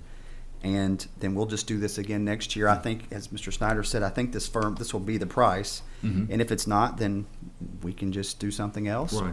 So I think 1 year at a time would just It take care has of the it. same effect. It does. If we lock it in with an opt-out, then if they don't want to do it for that price, they're not going to do it for that price. I'm not arguing the point. All right. I'll make the motion to retain Blue and Company for the 23-24 financial statement audit for a fee of $39,850. We have a motion. Do we have a second? Second. We have a motion second. All those in favor say aye. Aye. Those opposed? Approved. And David, you'll convey to Alan what our discussion I and will, so forth. and we'll ask for the letter and let you know when we get it. Okay. Item 7.8, I'm going to attempt to do this on behalf of Jason. As you know, Jason has been looking at, apparently there is a USDA grant available for solar, which basically could result in enhanced funding, which, as I understand it, I know you've talked some to Jason, I've talked some, which could bring the match somewhere in the realm of 80 or 90% match. Is that correct? Yeah, I'm not, other than it's a USDA REAP grant, I'm not sure. I know Kathy and I sent the ordinance. Right. USDA had asked for some information. And from what I understand, the USDA person came back and said he thought we would be eligible to apply.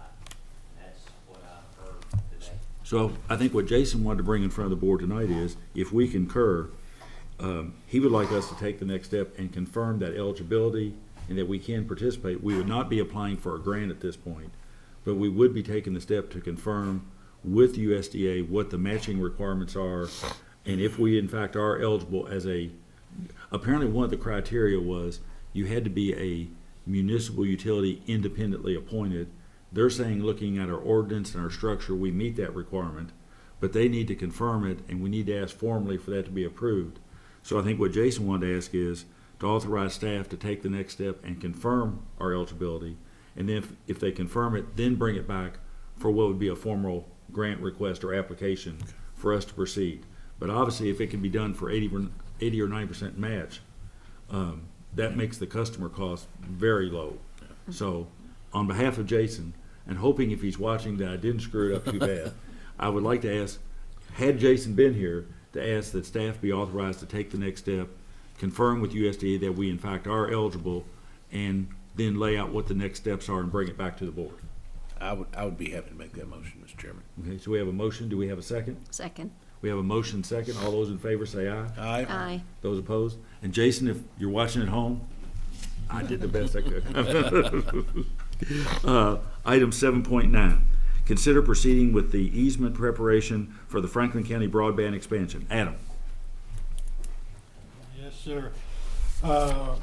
May of last year, the board approved a contract with Fisher Company to do easement preparation, but there was a contingency on it that I actually went back and watched the video and caught that it was based upon final approval from the state. Okay. We have pretty much a verbal, Mhm. so we probably need to proceed so we don't get so far behind. And actually, we went from 800 down to about 450, and this was one based on the walkout data that we had from the last engineering firm, and the fact that the scope had shrunk a little bit as far as the county project. But we're really running out of time to get these together and get them signed. It's going to be the big holdup with the project, so we're asking the board to go on and let us. And it was Mr. Snyder's motion, is that correct? Yes, it was. Yeah. Once again, it's all my fault. So we can go ahead and let's go ahead and direct staff to begin the easement preparation for Franklin Broadband as explained just here. We have a motion. Do we have a second? Second. We have a motion second. All those in favor say aye. Aye. Those opposed? Thank you. Ruth? Does that make up for it, Adam? Okay, good. Yeah. Okay, item 8.1, power supply RFP discussion. Travis?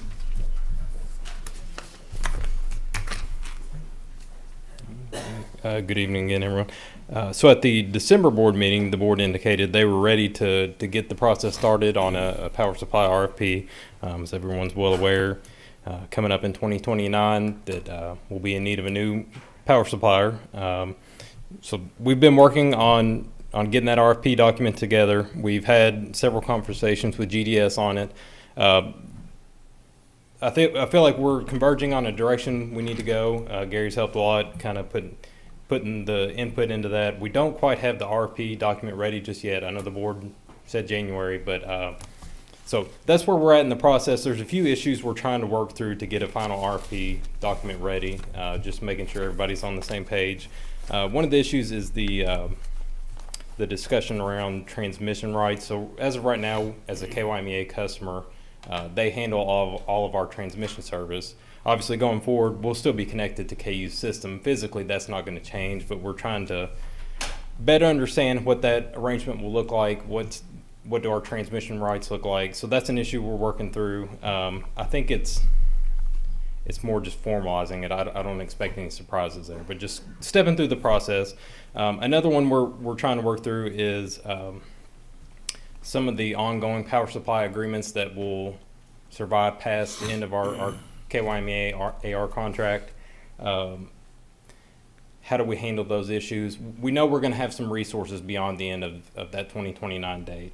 We want to make sure we have as good understanding as possible on what that looks like, because there's a lot of value to that.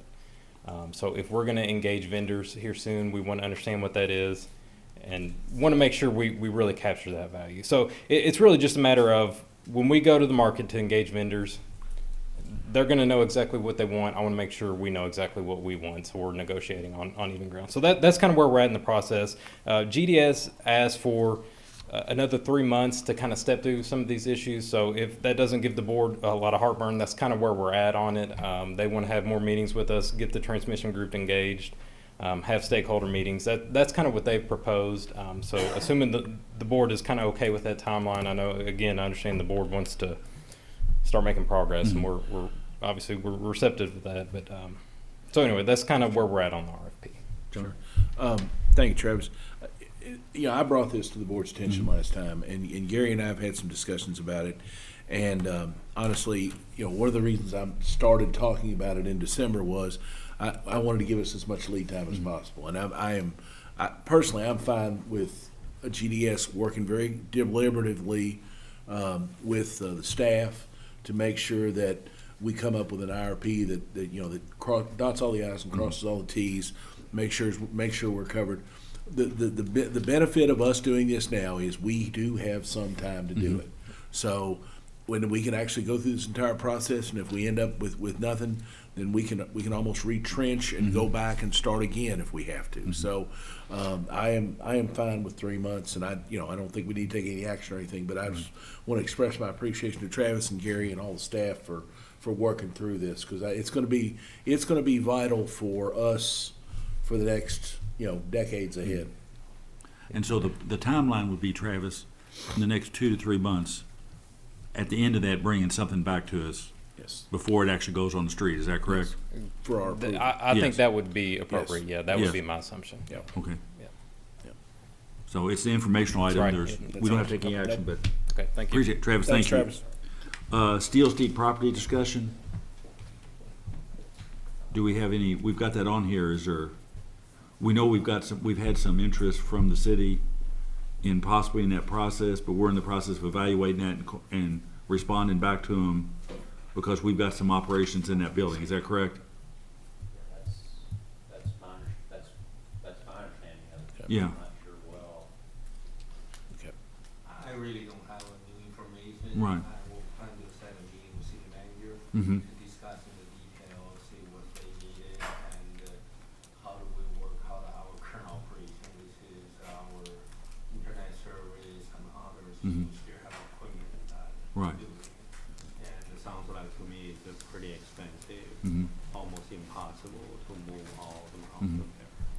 So can we find the medium, something we can all work together? Mhm. We'll try that.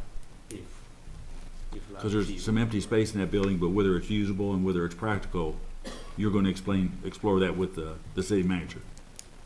Okay. We actually I met him once, and Adam later went to show him the detail. Mhm. If maybe you want to have, not have it in the room. Mhm. Adam probably. Okay.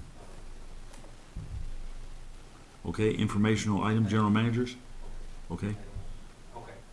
Do you want me to do something about I the probably open need back? half Yeah. a can. Yes, yes, sir. Go ahead. Thank you. Go We had a question from a member of the public about our closed sessions and some of the requirements surrounding the closed sessions. Generally speaking, the requirements for closed sessions are laid out in KRS 61-815. And to go into a closed session, that section lays out, you give notice in a regular meeting of the exception that you're going to use and kind of a brief discussion of what that exception encompasses. If it's pending litigation, say regarding a contract or purchase of property, and then match that to the exception.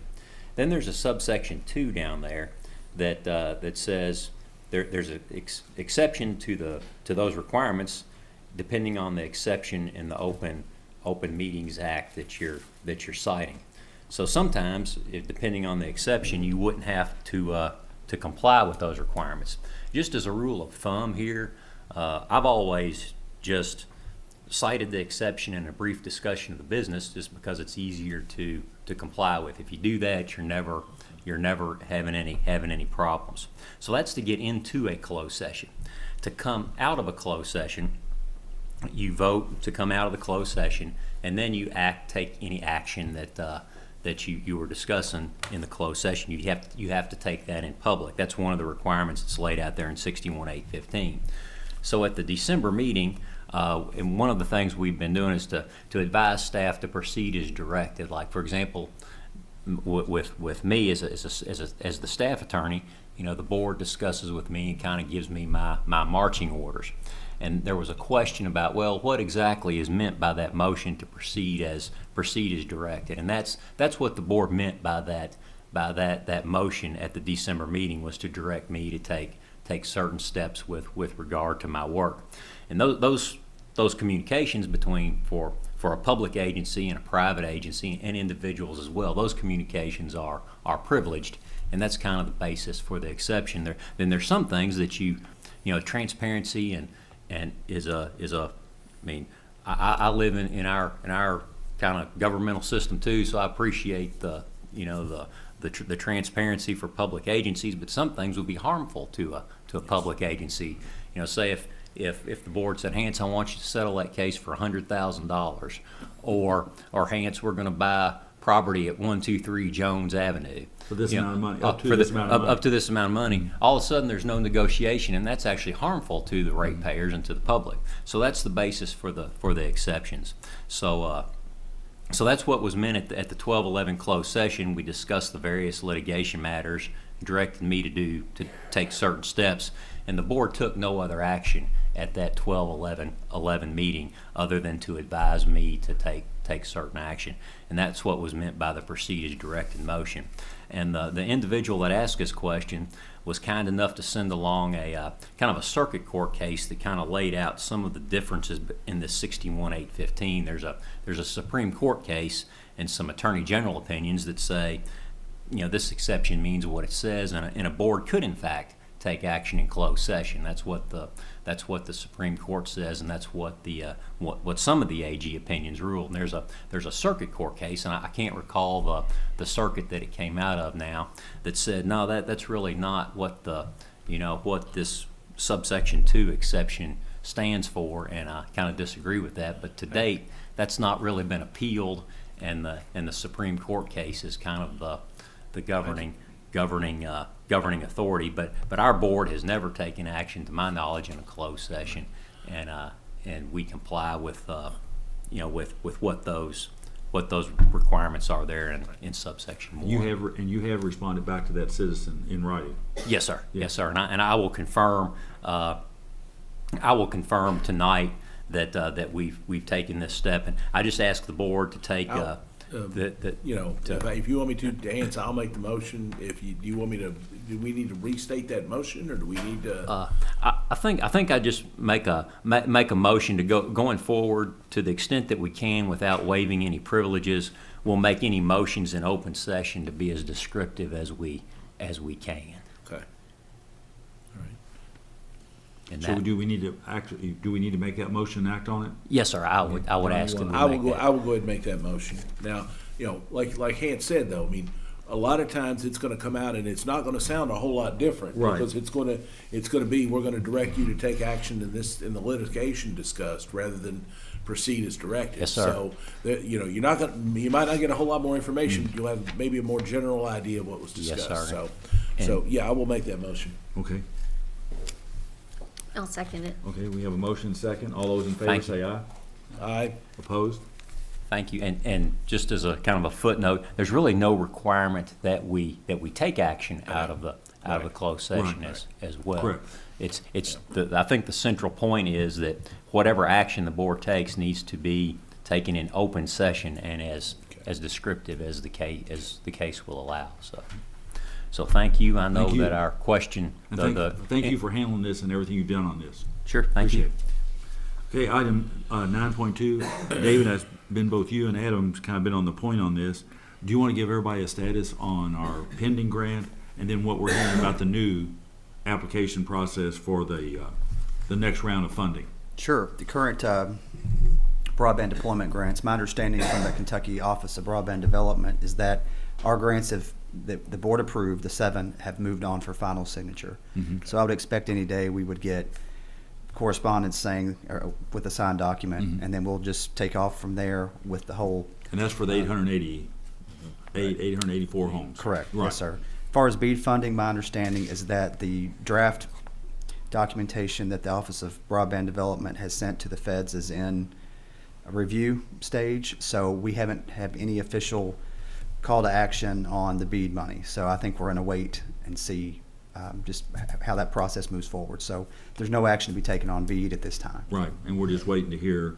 And I think, we've had, in our communication with the county, is in terms of another application for the remaining areas, what we've told them is as soon as we know as soon as those rules are published, we'll forward them on to them, and then they need to advise us how they want to proceed in terms of participation, and then we kind of go from there, and that will come back to the board.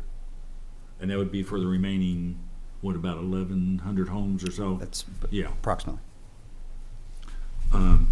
Next is, as you all know, I guess this was the meeting that you were. Yes.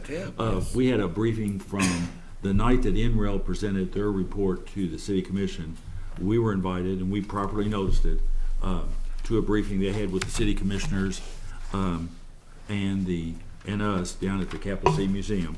And they reviewed it, then we got the report the next morning and are reviewing it. And at this point, Travis, tell us where we are. Okay, be happy to. So we've received the full report from NREL and the city. We've gone through kind of the initial review process on the report. We also went ahead and reached out to 1898 and Company just to kind of feel out if they could help us review the report. A lot of it goes into it's a lot of financial analysis So we've asked them to just kind of informally at this point review it and see what their thoughts are. I've got a call with Craig tomorrow and to see if we need to take that process forward, if the board is interested in doing a more formal analysis with them. I think that's something we can explore. And NREL told us that day that they had not used the rates we adopted in June in that report. Is that correct? The rates that 1898 helped us do? That's correct, and that's the reason that we kind of engaged them. So as of July 1st, you know, we made changes to the municipal and gratis rates. We retired those and moved everybody into the commercial and industrial rates as appropriate based on their usage. So those rates being retired and which rate NREL used for their analysis, I think is going to be really key to understanding, you know, how we're going to go forward. I think if they use an old rate, it drastically changes the financial picture. So we need to understand that better in conversations with the city, help potentially get Craig to help us understand if we see the savings the same way. I think our initial review of it is going to be a little bit difference of opinion, primarily because the old municipal rate was a bundled energy rate. And we had a lot of conversations about this, the difference between a bundled rate and a demand rate. So several of their accounts now are going to have a demand charge. And if you were all solar or potentially all solar, you need to understand what happens to that demand charge. Obviously, a day like today, bitter cold in the morning, if you've got electric heat, you're going to have a demand charge regardless of how much solar you have. It's not going to change it. So we need to analyze that and understand if there's agreement there on the way their rate was accounted for. I think that's the first step. And just kind of more conversations with the city, having a better understanding of, it was a little unclear to me, maybe the board has a better picture, it was a little unclear to me what exactly role they expect of the Frankfurt Plant Board to play in this physical arrangement. What would the, you know, my understanding is it's proposed that a solar facility would inject power into the plant board system. What role do they expect us to play in that part? I think we need to understand a little better. So, anyways, that's where we're at on the analysis. Again, I'm talking to Craig tomorrow, so we can see if, you know, if it's appropriate to have a formal engagement with him on a study or not. We'll get his kind of initial input. So. And I think, Gary, you had Penny reached out to you. Penny Peebler, a week or so ago, and you told her we probably need about another 30 days. Is that correct? Yeah, I mean, but since then, since the December 18th, the presentation now is almost, today is 16th, is almost months. Yeah. So, I mean, we followed the, you know, detailed analysis for that. We probably, you know, I told her we need it, so maybe I need to really send her an email and say we do need to have more time. And you tell her the board got an update tonight and that we're proceeding with an analysis? Yeah. If that's okay with everybody? Yep. Catherine? Was NREL willing to go and plug in our new rates and make some other changes that we would suggest? They said they're willing to take questions and take input from us, so yeah, I would assume so. I can't really answer why they didn't the first time. It may have just been a timing thing. You know, the changes were somewhat recent, you know, going back to July last year. So. They weren't that recent. So essentially we're analyzing it. We're thinking we might need 1898's help to analyze it and to plug in the numbers. I think it would be helpful, yes, to use that new rate and understand what the savings. A lot of the report hinged on potential savings. Is that number accurate with their new rates? I think is the big question. I mean, I guess my question is, would it be helpful to go on and give that like immediate feedback and let them plug those numbers in? I just don't want to go spending a bunch of money paying 1898 to do what NREL's sounded to me like at the meeting was willing to do. Like, is there anything we can give an immediate feedback to say, hey, could you go back in and plug in this number, stuff that we're very confident needs to be done, and ask them and let them go on and get that going? Yeah, I think I'd rather they do that than we, like Catherine said. I'd rather they do that than us to do something that's still not going to be part of that may be different from what they come up with. So they're gonna have to change the number to reflect our current rates. And the fact that we've done away with the municipal and gratis rates. So, yeah, And plus that gives some immediate feedback gives to them Penny. feedback as to what we need to do. Yeah, And I think we offered at that December meeting to provide them those rates at the time, didn't we? Or they acknowledged that they were aware of the rates, but just hadn't used them, correct?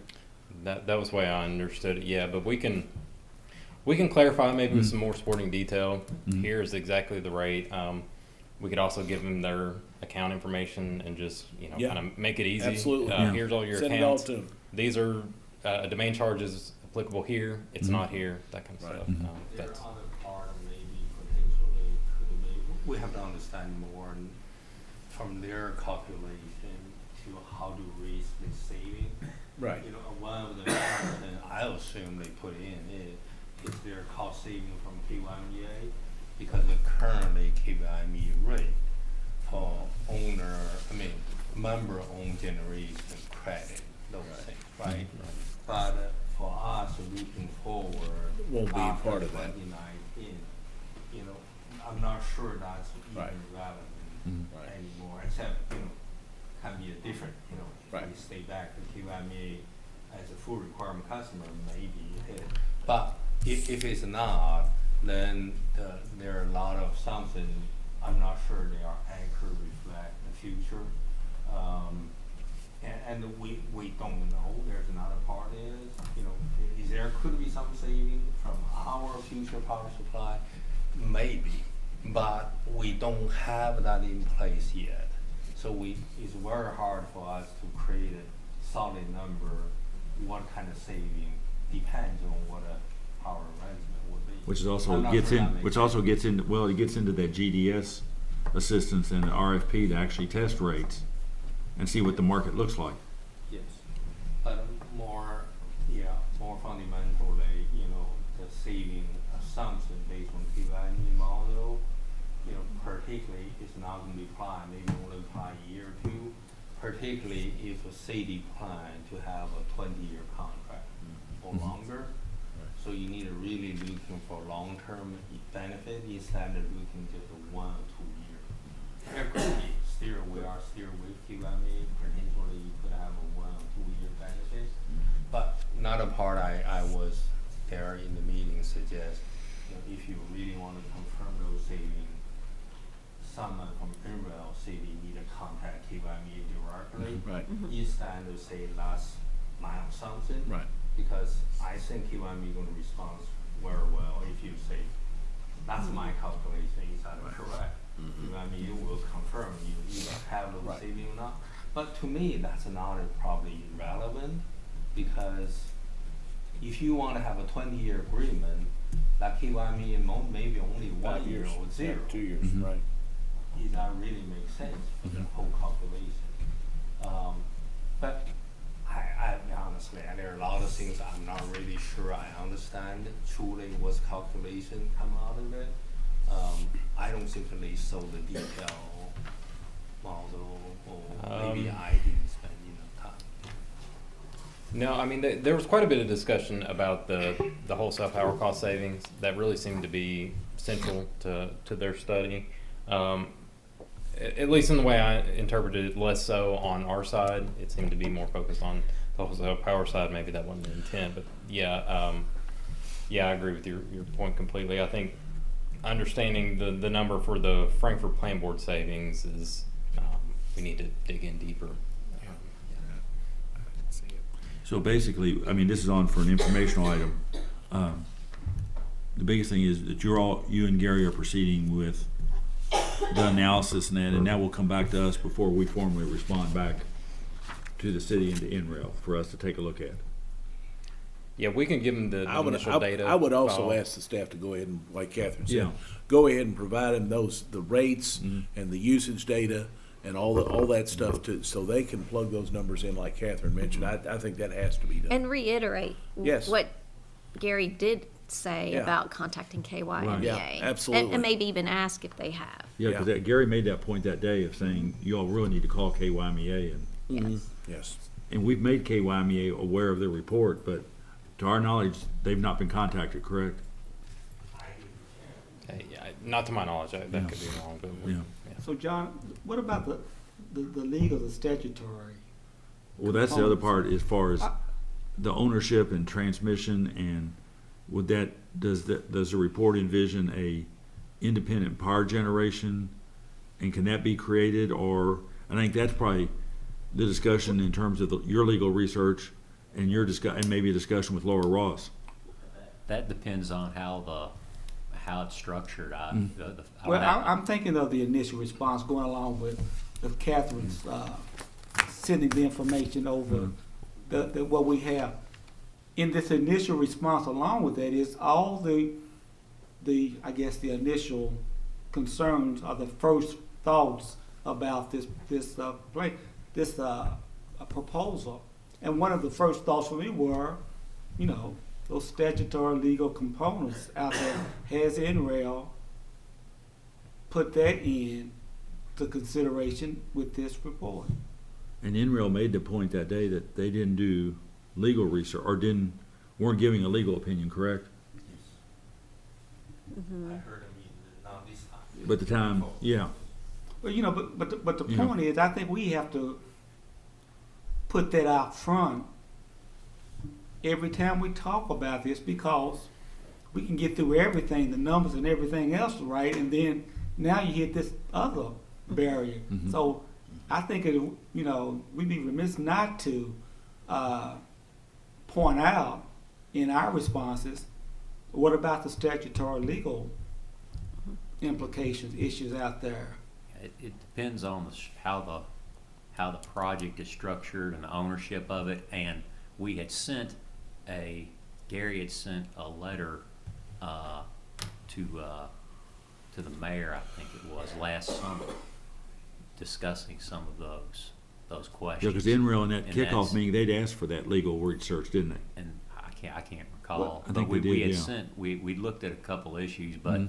it goes back to the fact that when the project changes and the structure of that, who owns what and who's selling what to who, that's gonna change the legal analysis. I of it. totally agree, but I don't want a third party watching the back and forth communications between the plant board and the city to get from that their interpretation to be that besides the numbers being right, everything else is okay. There is another question there, and we need to put that in that conversation to keep it on the table. Else, when someone's going to be looking at us and say, "Well, you should have said that," even though we've said it, you should have said. Just keep saying, And by the way, what about the statutory legal? Not in those words, but that needs to be alluded to, and every time we respond to NREL until we have an answer. Mhm. I'm not an attorney at all, so. I think you've got one though. Probably, Gary, probably based on what Steve would be helpful is, probably you and Hans ought to initiate a conversation with Laura. I think and it talk should to be her. in writing. Yeah. It needs In to be this in writing. initial Yeah, response. Yeah. Yeah. Yeah. But I mean, as I understand, in Kentucky, currently, all the customers, which is cities, one special customer to us, electric customer, they cannot purchase power other than their own utility. Right.